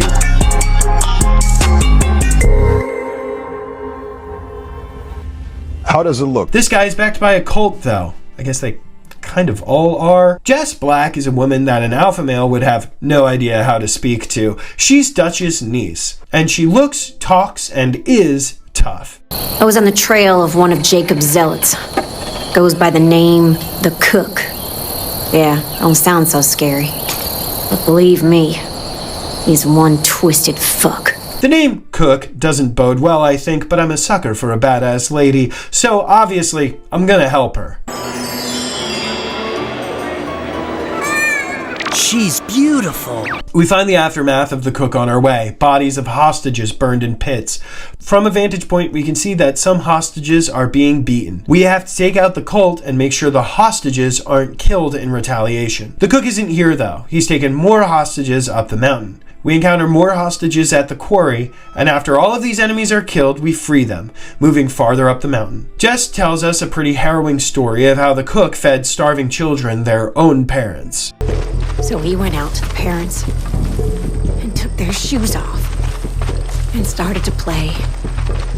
This little piggy went to market, and the blood poured like a damn faucet.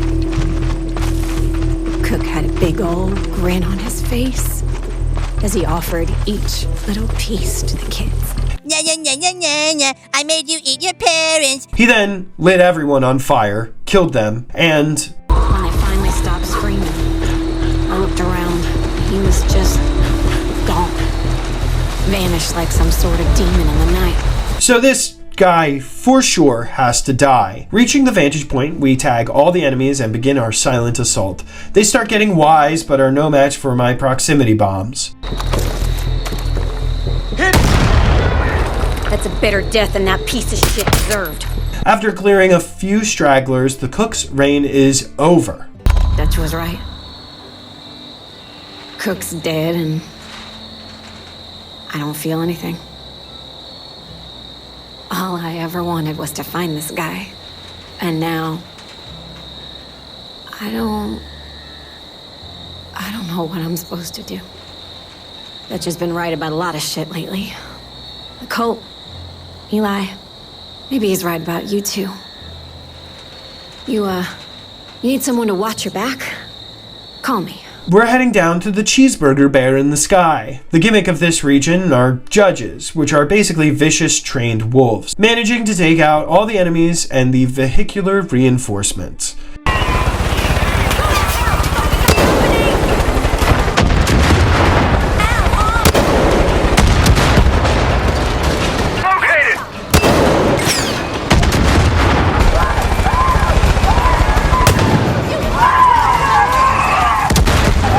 After liberating the Fang Center and getting a little cleanup crew together, we've done enough at this point to be contacted by this walking cliche, Jacob.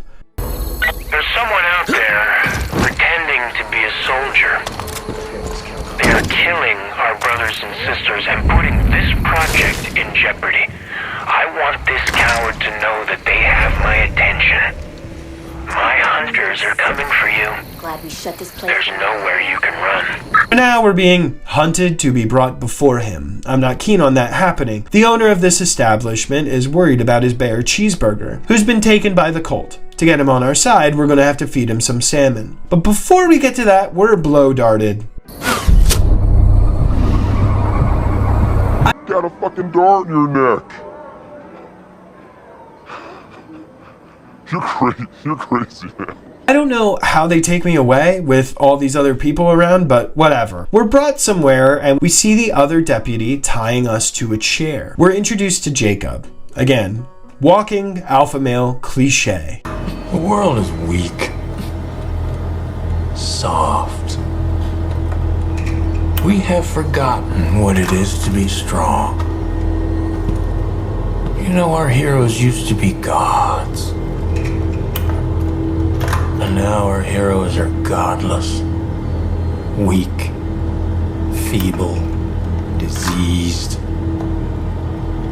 We let the weak dictate to the powerful, and then we are shocked to find ourselves adrift.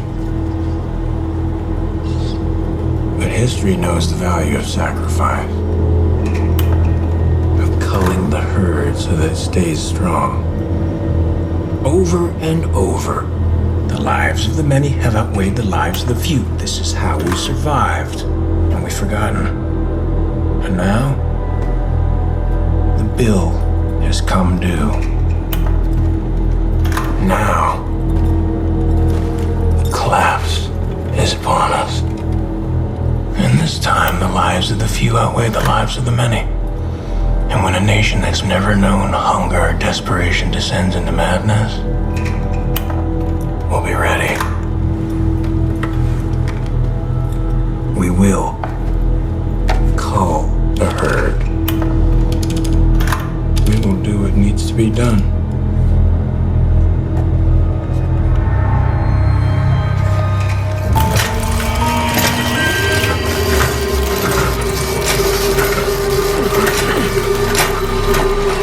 After this sequence, we're dropped into this distorted battlefield, forced to grab the guns, lay it out, and take out the enemies that present themselves. I initially try not to kill anyone, but that's simply not an option. After making my way through the house and calling on my skills in gun game from Call of Duty, I cleared the level within the allotted time. The ethereal, slowed down, only you is a great background to this chaos.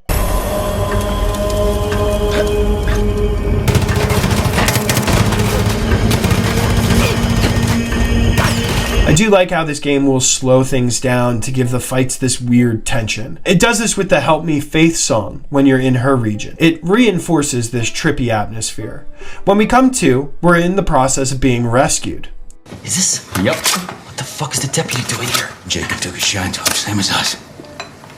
You're gonna be okay, hero. Whitetail's got you now.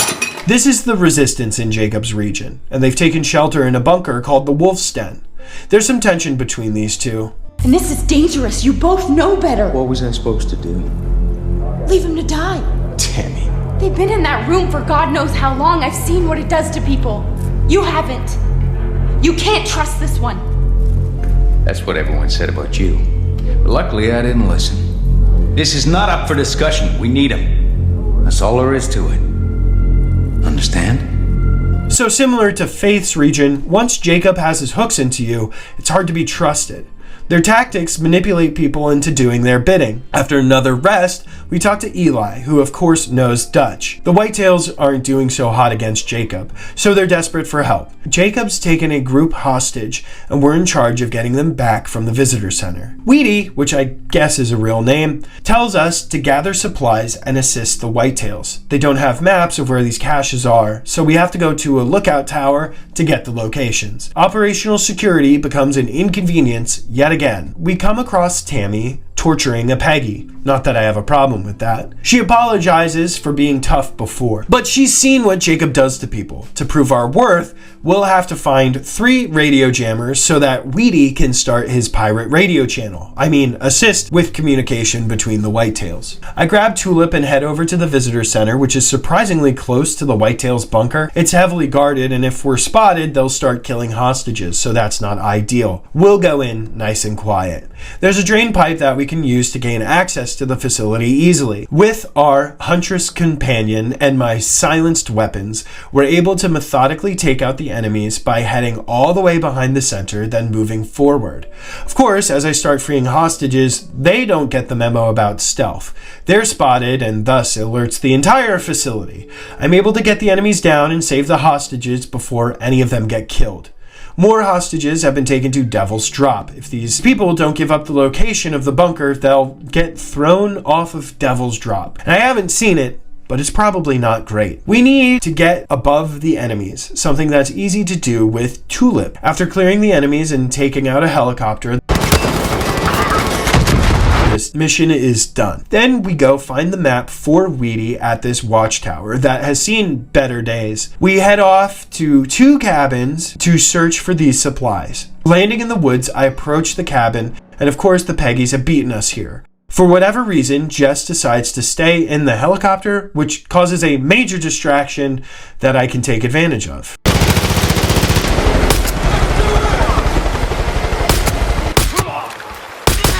After all, the Peggies are down, we find a root cellar that has the stash. When we arrive at the next cabin, we find a bunker outside with the stash. But we're not done yet. Another cabin is in trouble, so we go there now. We take Tulip over to the camp, but an ATV has already escaped with the stash. It's no match for Tulip's speed and guns, and we collect the last bit of supplies for the resistance, confirming our success with Wheaty back at the bunker. Eli tells us about the Grandview Hotel, the site they pulled us out of. Someone named Briggs has been captured and taken there. Eli isn't confident that this man can last as long as we did. Some folks here think the smart move would be just to off him. But if we start killing our own to save our asses, how's that make us any better than Jacob? I agree. So we're gonna get him back from the Grandview Hotel. I take Tulip over to this cliffside to meet Bo. After dealing with an annoying helicopter, Bo wants me to get eagle feathers and Leviathan bones.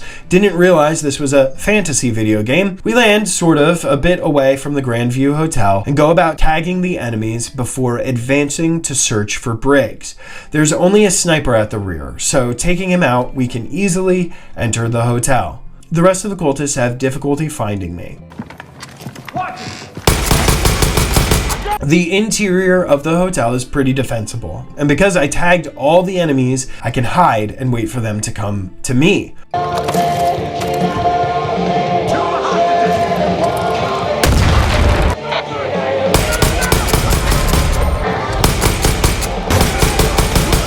Like a trapdoor spider. The Grandview is set up for brainwashing and torture. The speakers, the messages on the wall, the chairs for restraint. We find Briggs in one of these chairs, but we have to deal with reinforcements before getting to him. The first waves come through the road, the rest of them from the river, then the road again. We check on Briggs and get confirmation. Jacob won't be using Grandview to fuck with anyone now. Getting Tulip upright, we head off to another outpost by just posting up on this roof.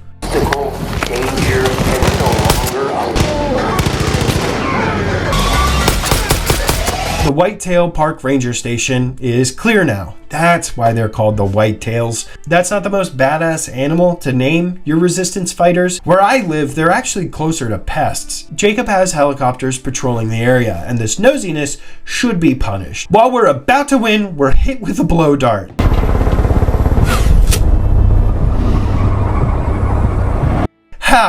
How high am I up here? If I just fell asleep while I was flying the helicopter, I'd be dead. Jacob wouldn't be able to determine if I'm weak because best case scenario, I'd be paraplegic. Whatever, we're back to listen to Jacob's stupid survival of the fittest BS. The deputy has totally bought in.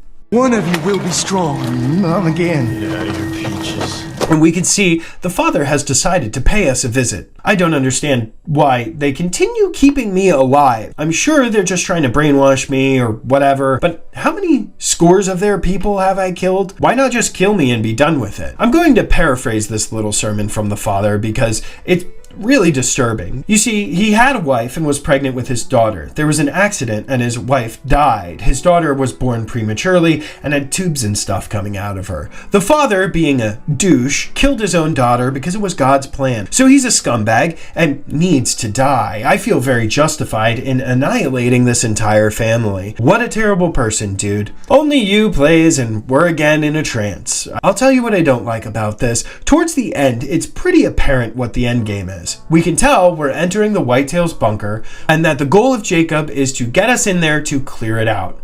Foreshadowing happens when clues in a story hint at future events. I don't know why this isn't clear to the rookie. I mean, he isn't the brightest bulb, but the best thing for him to do at this point is leave the region and make sure the Whitetails stay safe. That's why the father and Jacob are keeping him alive at this point, but what I said still stands. They should have just killed Rook when John had the chance. It's just poor planning. We awake around a bunch of other bodies, released again, and not the slightest bit suspicious. We're going to destroy these helicopters and hopefully not get darted again. Taking them down, we move on to find the Leviathan bones from the lake below us. There are bears and wolves guarding the lake, so unfortunately they need to be dealt with. They are no match for our helicopter. After landing, we swim to the center of the lake and dive to get the bones.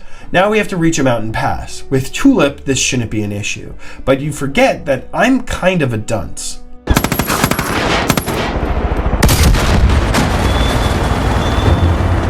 Now the goal here is to climb up the mountain, but I have a helicopter, so we'll just head right up. Again, I'm not the brightest bulb, as instead of using Tulip's guns to deal with the enemy heli, I take cover and take out the pilot.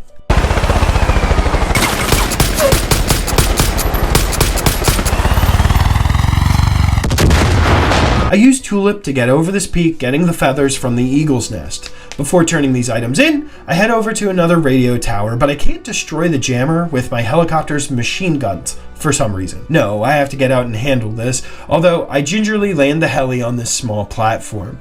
I get out and destroy the jammer, but also destroy my heli in the process. That'll do it.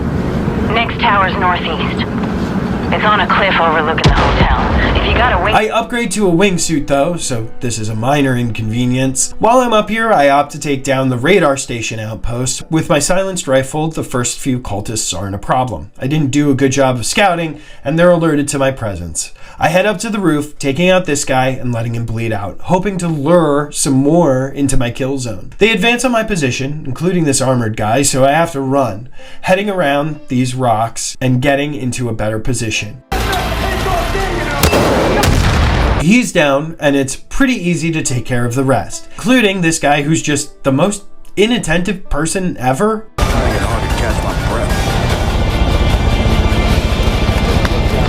Up to the top floor, I get a good vantage point on the rest of the enemies. They keep calling backup though, with a helicopter, so I head back down, destroy the heli, and set a trap with an injured cultist. I clean up the stragglers and liberate the Pinco radar station. We're not done though, and this lady asks us to take out the dishes that are still sending messages to the Peggies. Once we accept, more enemies descend upon us. This is much easier as we have plenty of backup at the station. After repelling them, I destroy the dishes. I commandeer a helicopter and head back to Bo, giving him the fish bones and feathers that we found, and take out another cultist heli that's harassing us. I take off and destroy another jammer at a radio tower, flying there, disposing of my helicopter and drawing the ire of cultists. I figured this tower would be unguarded. I was wrong. All right, that did it.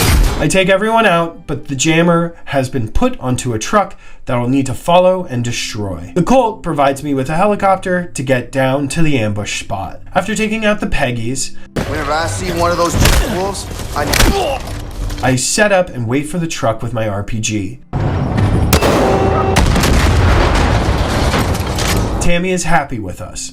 Maybe we can work on this whole trust thing after all. And we complete the mission. Deputy, I gotta tell you, some of the Whitetails, well, some of them weren't so sure about bringing you on board. They're sure now. Not because of anything I said, but because of what you've done. Actions speak louder than words. People are coming from all over to join the Whitetails. You're giving them hope again. That's been a long time coming, Dep. A long time. Great, so we're making friends. I head back to the Whitetails hideout and speak with Tammy. This squealer here ran security up at the chalet. Lucky for us, he wasn't that good at his job and wound up in my kiddie pool. Okay, the chalet is a training ground for Jacob's fiercest warriors. They use living people for target practice. Gets their first kill jitters out of the way. As we already know, these are awful people, so they need to be put down. Our job is to kill everyone at the chalet and blow it up. We find a man at his food truck, the Grill Steak. The man is obviously a master of his craft. I'm here. And he's not the easiest man to understand. Hey. My turn. From what I gather, he wants us to run over deer to tenderize them and bring them back to him. I head to a fishing spot, destroying some cultists on a jet ski, and doing a little fishing for a salmon for Cheeseburger. After nabbing one, we get a call that there's been a sighting of a bear at Lanero Building Supplies, and we head there to get him. Luckily, there's a hangar next door to the fishing spot where I can grab a plane. I just have to climb this tower, then fly over to the roof, getting in through the skylight. This will get us the Pack Hunter plane that we can now access. It's a pretty good one. Alas, the cult symbol on it won't allow us to fly incognito, though. It's a quick flight over to the building supplies place, and I land in the river.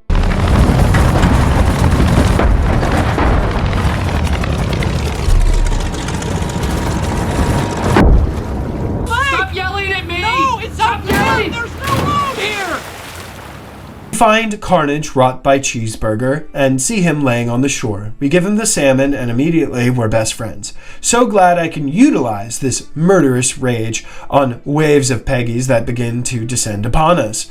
We make quick work of them.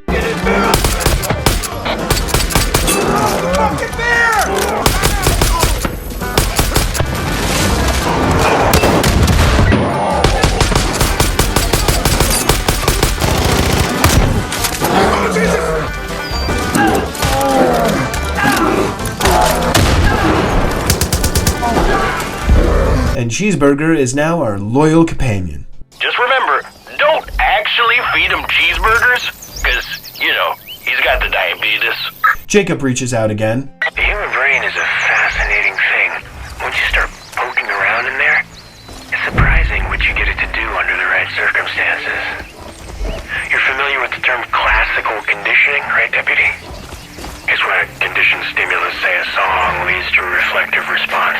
In this case, a train. Only You plays, and we start to lose ourselves, waking up in the cage. We see the deputy bring us some raw meat. Jacob is having the guy give him a shave, proving to us that he has total control. The deputy could easily kill him now, but won't, and Jacob speaks to us about the collapse of society, how it can fall in as little as 10 days. You take away a man's basic needs and he will revert to his primordial instincts in just 10 days. That's a difficult thing to understand unless you've lived it. Jacob is an Iraq veteran from the Gulf War. Him and another member of his unit were separated. He had to try to walk back to base. They started running out of supplies, water, and food. Their brains started eating their muscles to survive, and the wolves were closing in. You see, I wasn't just looking at Miller. I was looking at an opportunity. It wasn't something I wanted. It was something that I had to do. It was my test. You see, Miller's sacrifice wasn't about me walking out of that desert. It was about bringing me here. The weak have their purpose. You'll understand that soon enough. I mean, I can kind of get where he could be coming from. When you're delusional from food and water loss, I bet making the decision to sacrifice your buddy becomes more reasonable. I don't think this makes Jacob a bad guy, but it does beg the question, if he went to therapy for his obvious PTSD, would he still be here? We're back doing the test again, as Only You plays. I've gotten pretty used to this by now, and like I said before, it's pretty obvious we're being trained to attack the Whitetails' hideout. I don't know why I don't mention this to them. Maybe make sure I stay away from them. Perhaps it's Jacob's conditioning. Upon waking, the deputy seems to have grown a spine, letting us out of the cage and leading us to safety. He shows us Jacob's plan, and it's what I thought. Jacob has been training us to take out the Whitetails. You can't ever go back. You understand? You can't ever go back. Our way out of this complex is a truck, but we're caught and the alarms sound. Only You plays and we start to fade, but the deputy pushes us onto the truck, allowing us to escape. We awake, confused, and fall off the truck, which is stopped in this scenic location. Eli calls, stating that we've really pissed the cult off, and tells us he still needs help, that we know where to find him. But the deputy made it clear that we can't go back there, right? Why can't I call Eli and let him know that? Oh, right. Silent protagonist. We find a disgruntled girlfriend, Skylar, trying to get her fishing rod back from her boyfriend, Dylan. To make this happen, we shoot Stuff until he gives it back. Put some lead in the saddle.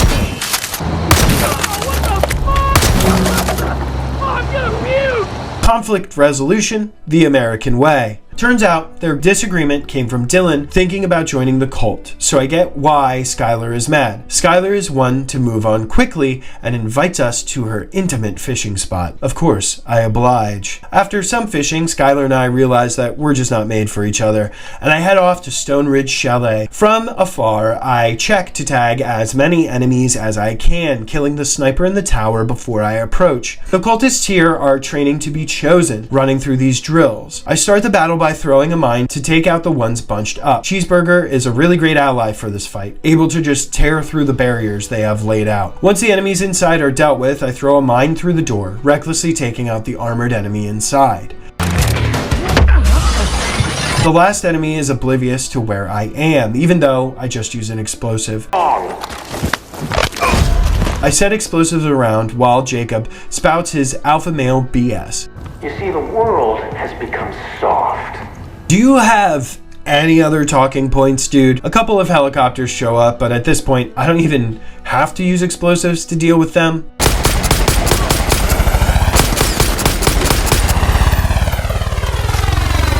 Once the bombs are set, I get to a safe spot and watch the place blown to smithereens. And this attracts the worst pilot the cult has to offer. Firsthand. You go in one way, and you come out another. Eli. Tammy tells us to stop by the Wolf's Den, but remember, that's a bad idea. I grab Tulip off the helipad, and I head off to liberate another outpost. At this point, I'm doing everything I can not to head back to base. I don't think this matters at all, but I want to fill my reputation meter with Jacob without having to return to the den. This isn't my cleanest clearing of an outpost, with me revealing my position almost immediately and having the alarm sound. This doesn't actually do much to deter me. With my trusty RPG at my side, any reinforcements are quickly dispatched. After that, I head in to clean up any stragglers, and the Elk Jaw Lodge is liberated. Tulip gets damaged because the alarm is making me go insane, and because I can just create a new one, I bail out.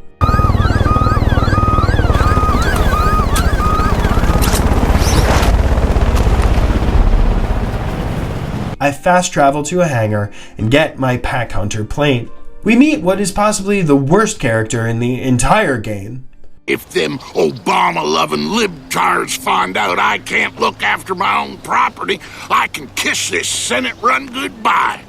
Now, seeing as you're on my land, and I didn't kill you even though it's well within my rights as a red-blooded American gun owner, I say you owe me. Needless to say, I'm not gonna help this guy. I meet up with someone at one of the outposts we liberated earlier, setting up an ambush for some trucks that are coming through.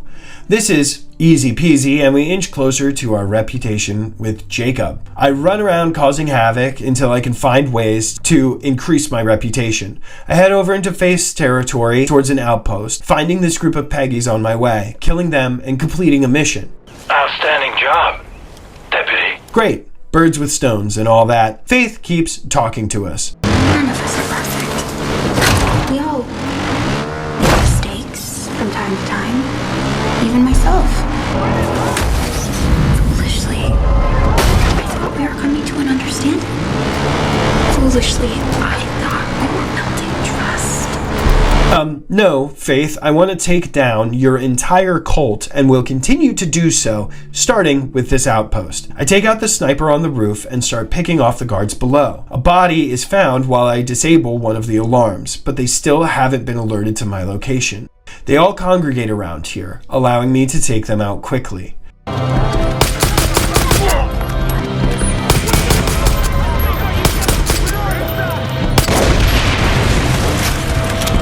I'll get some help in here!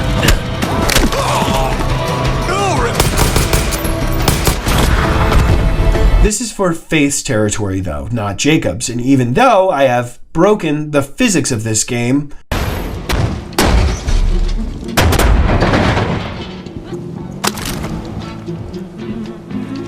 My reputation does not yet precede me. With my spirited Mustang, I head up the hill to Feeney's location, destroying a supply vehicle along the way.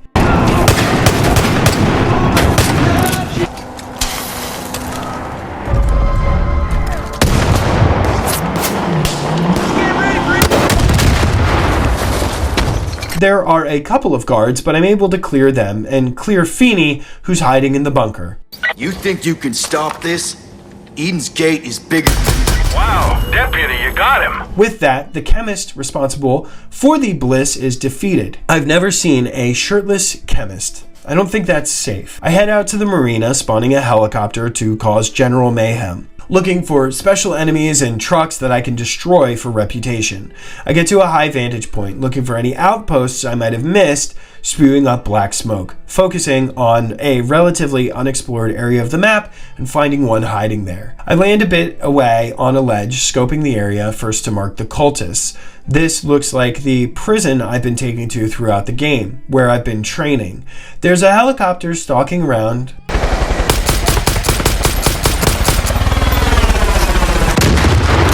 The rest of the stragglers here are easy pickings, but apparently this isn't a clearable outpost. I do save a hostage, which gets us so freaking close to finishing Jacob's region. I go with the rescued hostage to take out some judges to protect a researcher named Sarah Perkins. She's across Jacob's region, so I fast travel out there to help. Finding a Mustang on the way out, I drift my way to where she is. The judges are tough, somehow taking several rounds before going down. The good thing about them is they have no ranged attacks, so just getting on top of something is enough to avoid them, taking them out from afar. Once cleared, Sarah comes down. She was a conservationist studying wolves when they came across the judges. They're stronger, faster, and bigger than your typical wolf. Apparently slightly bulletproof as well. In order for her to get a better understanding of them and to hopefully stop the cult from making more, we need to capture her a live one. There's a camp that we're going to have to clear to capture one, so we head off to do just that, grabbing Tulip to assist. At the breakthrough camp, Sarah explains that the cult is creating judges, and whatever they do allows them to follow human commands. She states she doesn't think that this is limited to wolves, and we do know of other animals that are in the same state, but I think this is also what happens to the angels that we've seen. From outside the camp, I find this elevated position to pick off enemies. It's not the most defensible, but it works. I only have to come down to finish off the special enemy that had taken shelter with a machine gun. Coming down the zip line. This finally completes my reputation with Jacob. Sarah arrives and I open the gate to the pen. To bring the judges, I have to grab an enemy and put them in the feeding trough. This will ring the dinner bell for the judges. I have to lure it in, then jump on these crates and over the fence to the switch to lock him in. Immediately, Jacob reaches out. You managed to escape for a little bit. You did it. But whenever I want, I can have you back here with me. But you've got time to play your little games. I'll let you know when it's time to come home. Only you. As the bliss starts to sink in, I speak with Sarah, getting my reward, and finishing the mission just as I start to fade out. Jacob speaks with us, and as much as I give him crap about his cliche message, he really is an intimidating character. I do like how they've made each member of the family their own kind of monster. Did you think you were free? Well, your little buddy went to a whole lot of trouble for nothing. That's okay. He knows better now. I told you you're not a hero. You are a tool.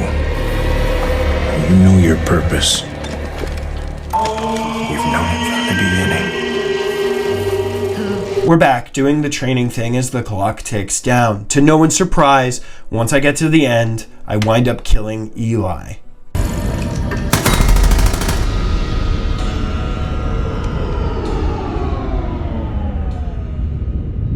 Hey, only you could have gotten this close. Only you could have earned his trust. It was always only ever you. Good work. You did it. You passed your test. You made your sacrifice. But now, you're alone. And you're weak. And we know what happens to the weak. I call the herd. It's what I do. I'll be outside waiting for you. Weedy and Tammy are in the room. Did I have to fight my way here, or did I come in a trance and head right for Eli and kill him? Weedy is pissed, but Tammy knows what's up. Listen to me. It was Jacob. We've seen this before. Ronnie, Parker, this is what he does. And we let him right in.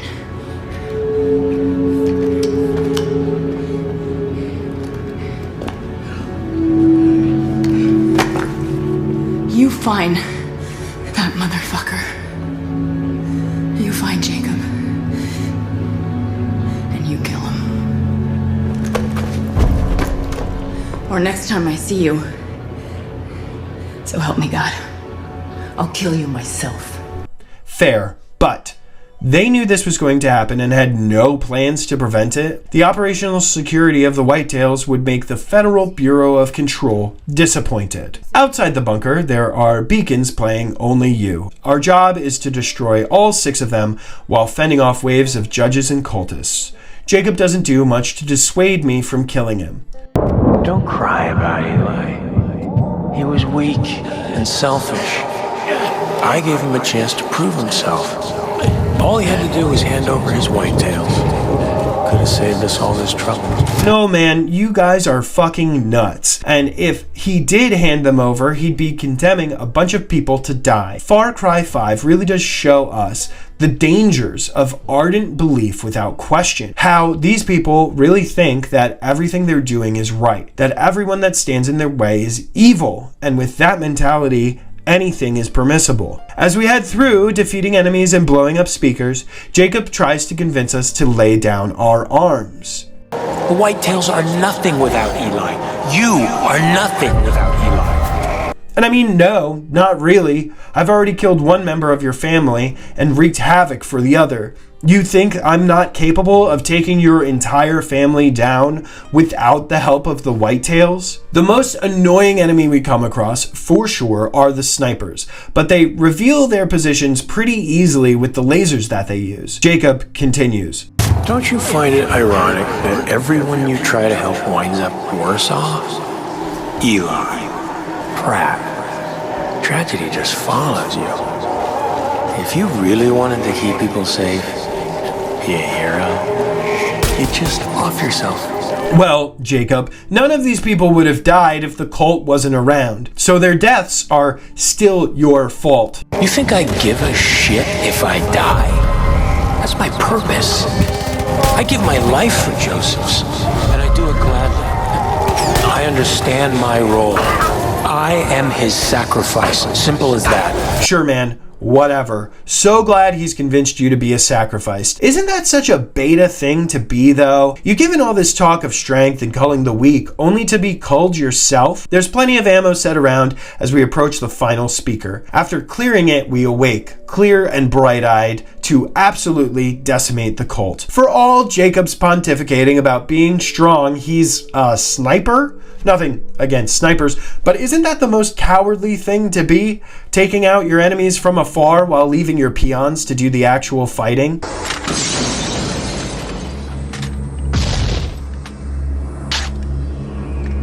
It doesn't make a difference. Upon cutting through the enemies, I take him out from behind this rock. Jacob isn't good at admitting defeat. I don't know if he talks to God.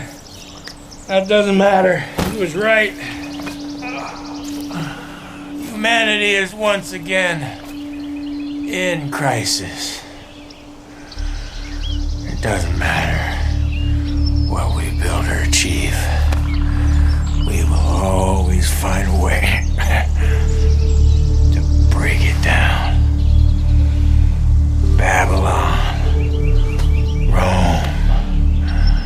Empires rise, empires fall. America, we're no different. We think we're indestructible. World War II, war on terror. We survived it, but it us closer to the edge, and this is where we are. Right here, on schedule, just waiting for someone to push us. And oh boy, if you pushed us. You did everything he said you would do. And you didn't even know it. You had no fucking clue. So, Jacob, while making a slight bit of sense, dies.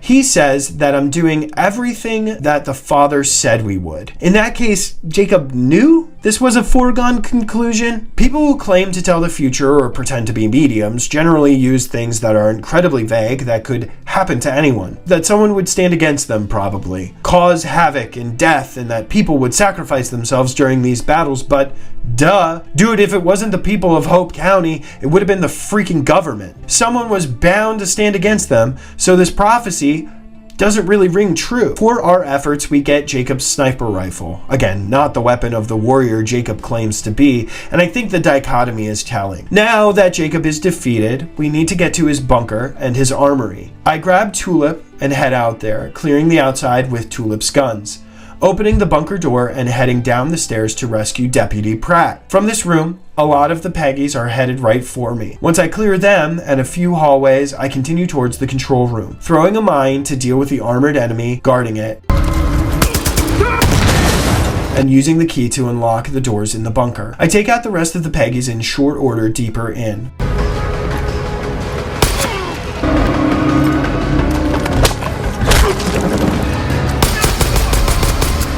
Finally coming across a door with Deputy Pratt inside, setting him free.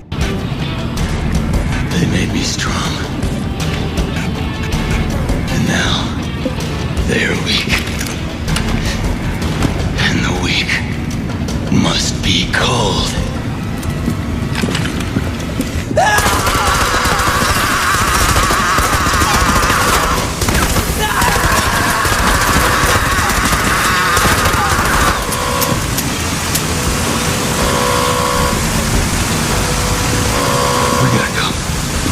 I mean, dude, I get it, but could we have waited to start setting the place ablaze until after we were clear? As we fight our way back up, the place is indeed coming apart. Enemies are plentiful, but luckily, with Pratt on our side, he can revive us if we're downed. At a certain point, we can ignore the rest of the enemies and just make a run for it, climbing the stairs of the quickly flooding bunker until we make it outside and reach a safe distance.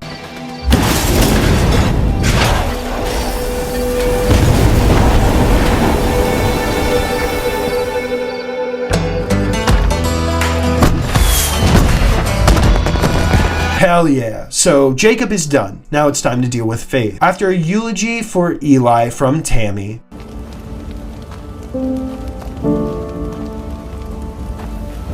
It wasn't you, Eli knows that. Eli thought if we could just hang on, wait it out, Eden's Gate would just go away. But they won't. Fuck no, they won't. Cancer doesn't fade. It grows. It spreads.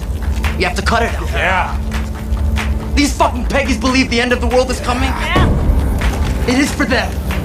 Eden's Gate ends today. Peggy. We won't stop until every last one of those motherfuckers is taken from these trees. Yeah. Maybe the game is trying the "you and I are not so different" thing, but honestly, the Peggies deserve what's coming to them. Now, I feel bad for people indoctrinated into cults, but when it's something like this, when they're hostile, hanging people from crosses and trees, well, they need to be snuffed out. Joseph shows up again. My brother Jacob was a fighter. He fought our parents. He fought the government. He fought me.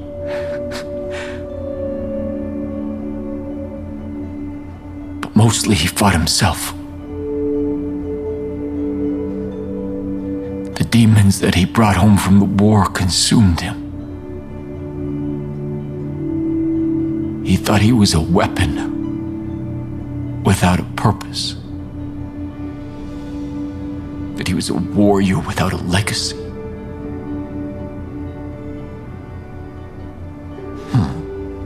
look around you. You are his legacy. All of you willing to protect our family from the collapse. To purge the sinful from our home. And you will, my children.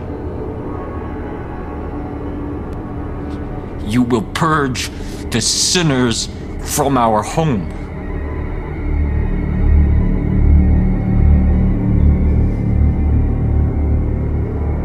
Jacob's death will not be in vain. Cool. I'm not worried, man. Isn't killing a sin? Stealing, kidnapping, torture, forced labor, all that should be a sin. And if it's not, well, not much reason to believe in that religion, is there? I head out to Faith's region, heading off to liberate an outpost to draw her ire with my Spirit Mustang. At the Sacred Skies youth camp, I try to get a good vantage point, but I'm quickly spotted by an airplane, and then all the cultists down below. I get down to the camp and injure one of the enemies, drawing more in to try and help, taking them out with a shotgun when they do. I pretty much take out the entire camp and any reinforcements from behind these cabins here. Eventually, I am overwhelmed and have to move, but at this point, there are only a few left. We're overtaken by the Bliss again and brought to Faith.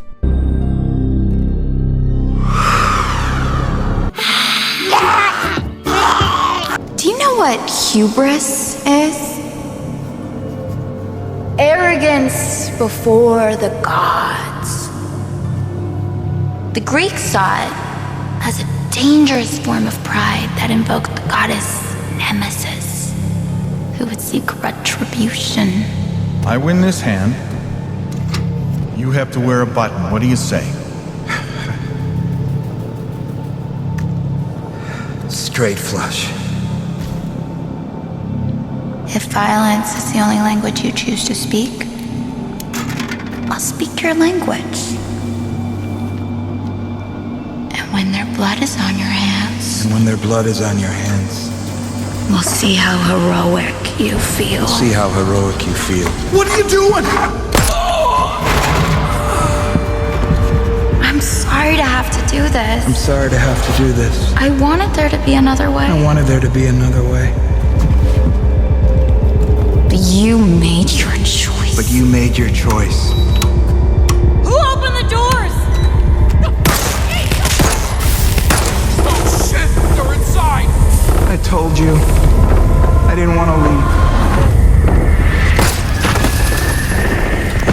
leave.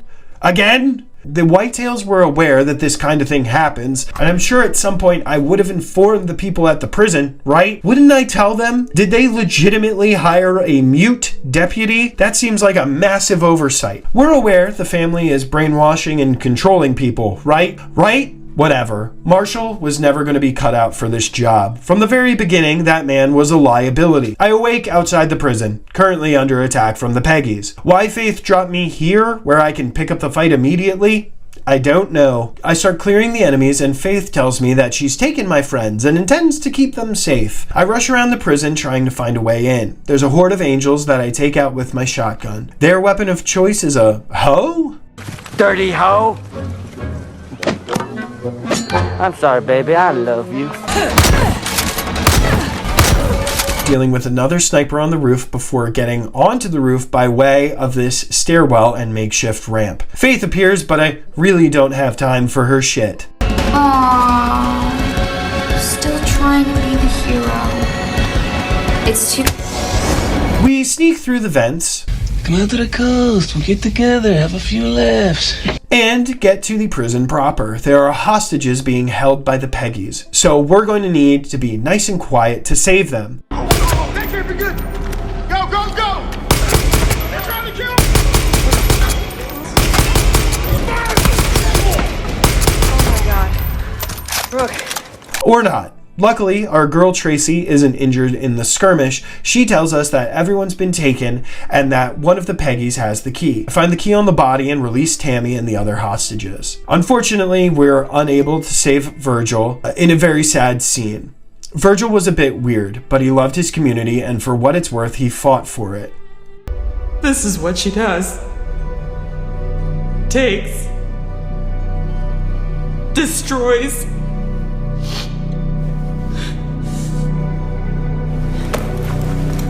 Find her. Kill her. Don't let her get away with this. I'm happy to oblige, Tracy. I have grown to loathe this family and the cult. Faith singing as we exit the prison infuriates me.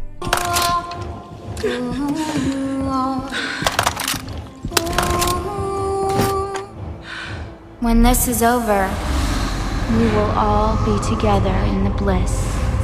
We awake with Faith beckoning to us through the gates and into the bliss. She's here singing Amazing Grace with the sheriff. We've seen what happened to the marshal. I'm a bit worried about how the sheriff is going to handle this. I once was lost, but now am found. She appears and disappears, telling us the sheriff was a wall that prevented us from seeing Joseph Seed's truth. No, I'm pretty sure I came to that conclusion all by myself. Faith floats in the air, surrounded by petals. She sends waves of angels at us. All are dispatched by one shot. When we start focusing our fire on her, she shoots balls of energy at us. Moving around in a circle is all you have to do while firing on her. Once enough damage is done, she'll disappear, reappearing around the arena to shoot more of her energy at us. I just keep hitting her. Intermittently, some ammo will spawn, giving you enough time to replenish. A weird thing to allow if you're Faith, right? Couldn't she make us not see any ammo? Multiple Faiths project around the clearing, and masses of angels start to descend upon me. You need to look for the Faith that has petals surrounding her. The more Faiths you strike, the more angels will spawn. This is something I figured out immediately when watching this playthrough back, but obviously not something I caught on to while actually playing the game. Once you hit her, she'll start her teleporting energy ball routine. Throughout, she tries to get us to drink the Kool-Aid. The Father showed you. The world is crashing to an end. It is diseased and corrupt. The Father is offering you a chance to let go. Stop worrying. To be free. I'm still not buying though. Before every Faith copy phase, ammo crates appear, so you'll know what's coming when they pop up. Faith does say something interesting, something I was suspicious of. It's not my fault. None of this was my fault. You think I wanted this? He plied me with drugs. He threatened me. I was 17. I was just a child. But that does change things a bit. I had a feeling the only member of the family that I would feel bad for is Faith. She was a drug addict that came to the Father at a young age. He, like most cults do, manipulated her into service. I think she still believes everything that the Father says. And because she didn't make a concerted effort to prevent anything from happening, preventing Virgil from being shot and killing the Marshal, she still needs to be dealt with.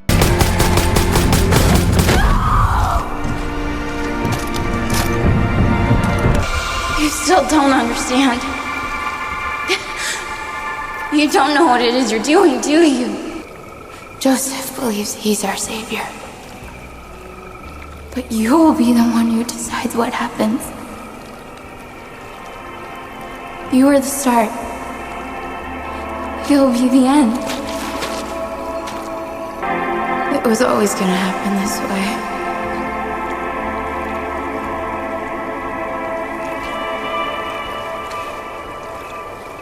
You'll walk the path. You'll rescue your sheriff. You'll be the hero. And then you'll choose.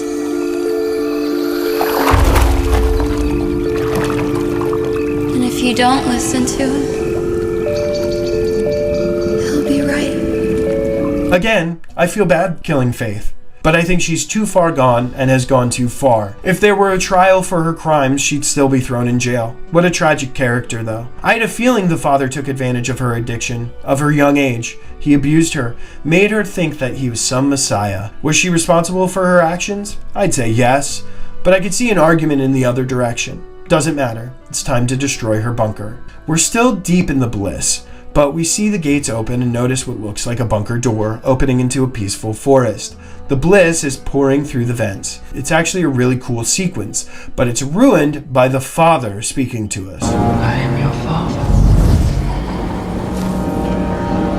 And you are my child. There are some sequences of hallucinations and angels attacking us until we reach the sheriff who is in it, dude. I don't have much time, Rook. The Blaze. You have to stop it. You have to hurry.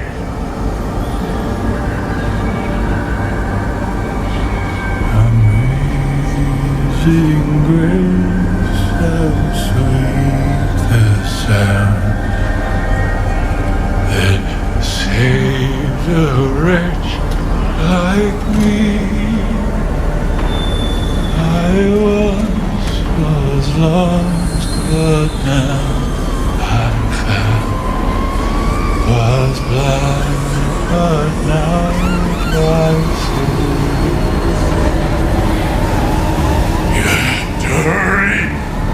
Run! Can't we shoot the noose or something? Please? We have some time before he actually does the deed. We see Tammy through a door, but she's just a hallucination too. Deeper into the bunker, we run into some normal enemies. You know, the kind with guns that I honestly wasn't expecting for some reason. I sneak in and try to take out the guy to the left before heading to this upper level, dealing with the two up here.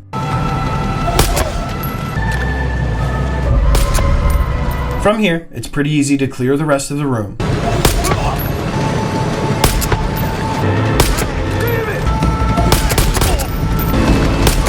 Once I start to turn the valve, more Peggies file in to try and stop me. After clearing them, more show up, but not enough to give me any grief. After finishing the valves, I clear the room. By turning the valves, we've freed the sheriff, but he's not going to be much help to us all blissed out. So he tells us he's leaving. Moving on through this pair of doors, more enemies are waiting for me on the other side, but I head in anyway. Using the door as cover, I clear the cultists immediately in front of me. As I move in, I'm careful of the fire intermittently coming out of the pipes. This can be used to damage and take out some uncautious enemies, though. After turning the valves, the air starts to become clearer. The sheriff reaches out, and I guess he didn't leave. He's going to round up survivors, then leave. Moving through the door, I stay in cover, methodically heading down the hallways. My RPG takes out the heavy down here before another door.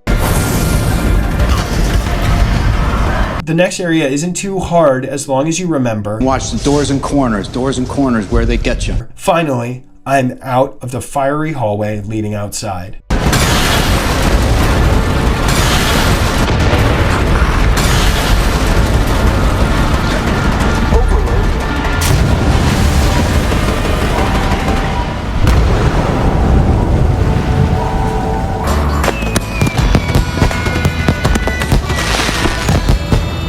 We pull back up to the prison with the sheriff. You look like hell. Yeah, well, I feel like it too.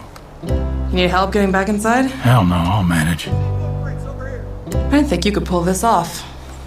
You saved a lot of people here today, Rook. Don't forget that. Hey, can you give me a hand? The sheriff tells us how he was losing hope before he showed up, and that we've effectively turned the tide. That it's time to find Joseph. Bring him to justice or put him in the ground.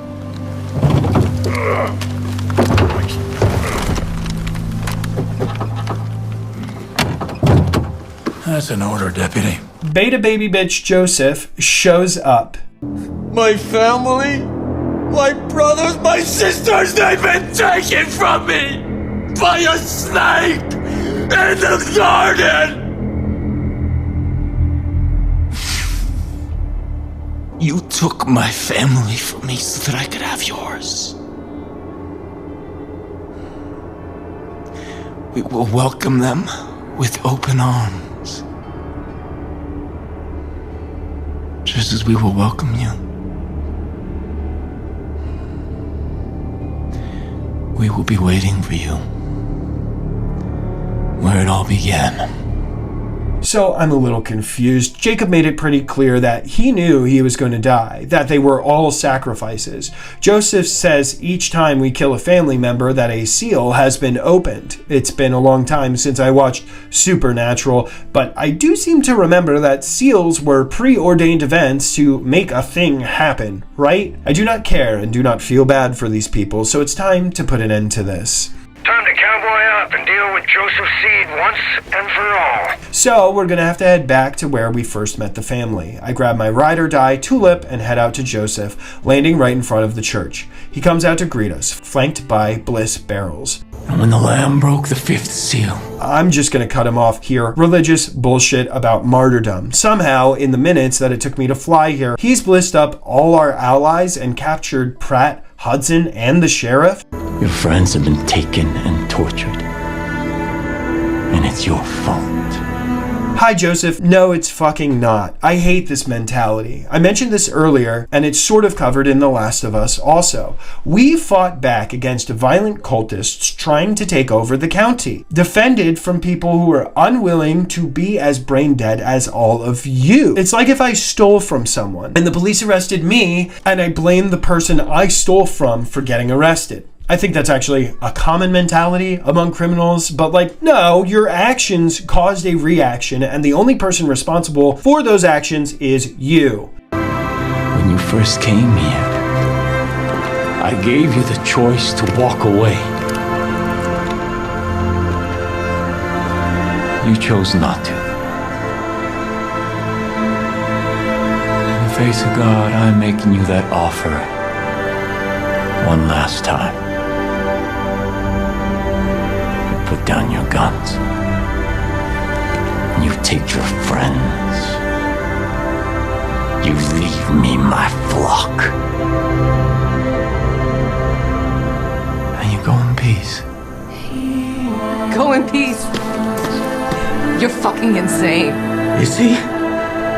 We never should have been here in the first place. You know what to do, Rook.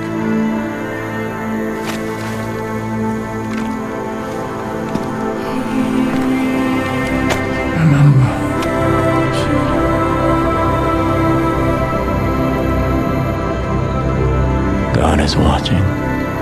So we're left with a choice, resist or walk away. This is tough. I don't want any more of my friends to die, but I really, really, really want to shoot Joseph in the face. If I were faced with this though, I would walk away. There's no reason we wouldn't be able to come back and destroy the flock. Basically, they're already incredibly weakened by everything we've done. I hate Joseph so much, and his little sermon doesn't do anything to change that. As we walk away, our friends start walking towards the church. I thought he was going to let them go. He's just letting law enforcement walk away. He's going to take the others. That wasn't part of the deal, and I would turn around now and shoot the bastard. Whatever. Hudson is pissed at this course of action, but I have a feeling that everyone would just be dead had I gone the other way. As we drive past fences and security the father has set up, the sheriff concocts a plan. We're going to Missoula. We're gonna get the National Guard and we're gonna bring the hammer down on that goddamn place. Pratt doesn't want any part in that. And at this point, once we get to Missoula, we should cut him loose. The sheriff makes a bold decision to turn on the radio.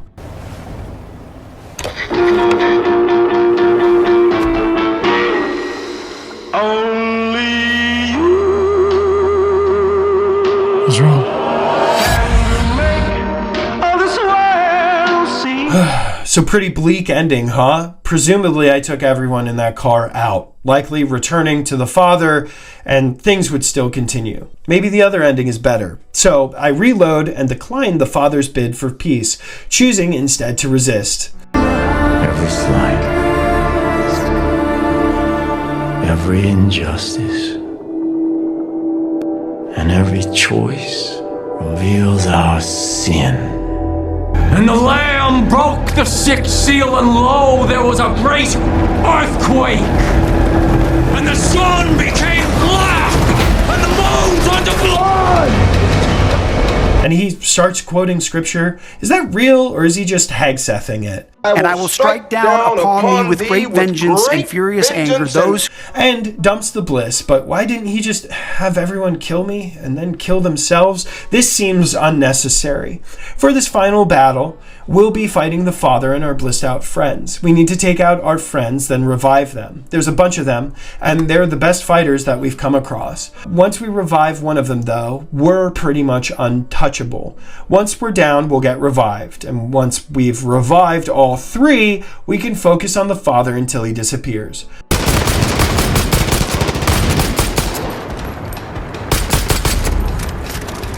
more of our friends show up deeper in the compound, and we have to do the same thing. Again, it's pretty hard to actually defeat me at this point.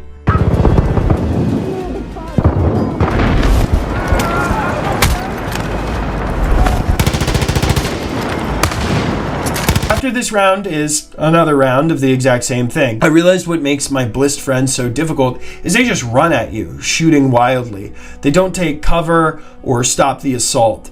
They're all handled, and the father seems to be getting more desperate. You don't know what you're doing! Only I can save you!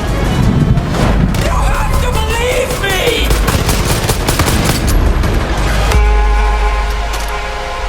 I don't, and he's finally defeated. Given the number of headshots, he should for sure be dead, but no, he's crawling away, being crazy again. And when the Lamb opened the seventh seal, there was silence in heaven. And the 7 angels before God were given 7 trumpets. And there were noises, thunderings, lightnings, and an earthquake. Joseph Seed, you're under arrest. And I heard a great voice from the temple say to the angels, "Go your ways, and pour from the vials the wrath of God upon the earth."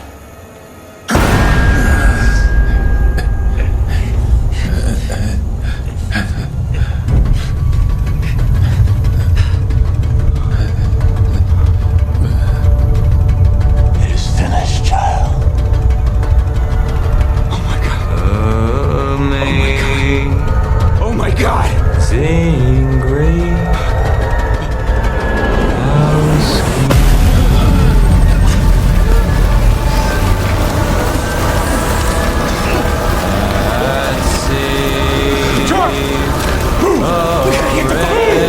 So they would all be dead, right? Or at least blind. We, for some reason, bring Joseph with us in the truck, and we drive as fast as we can to Dutch's bunker. More nukes start going off as we do, and again, we'd be dead, right?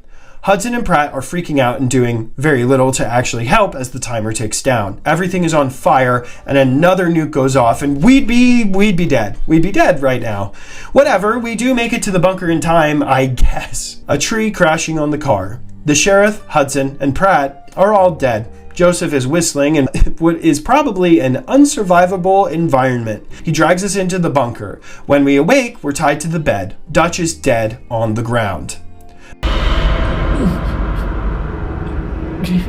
You know what this means?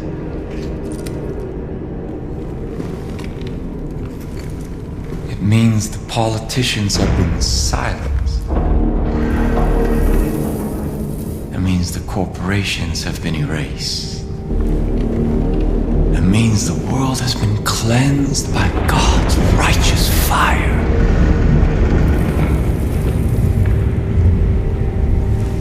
But most of all,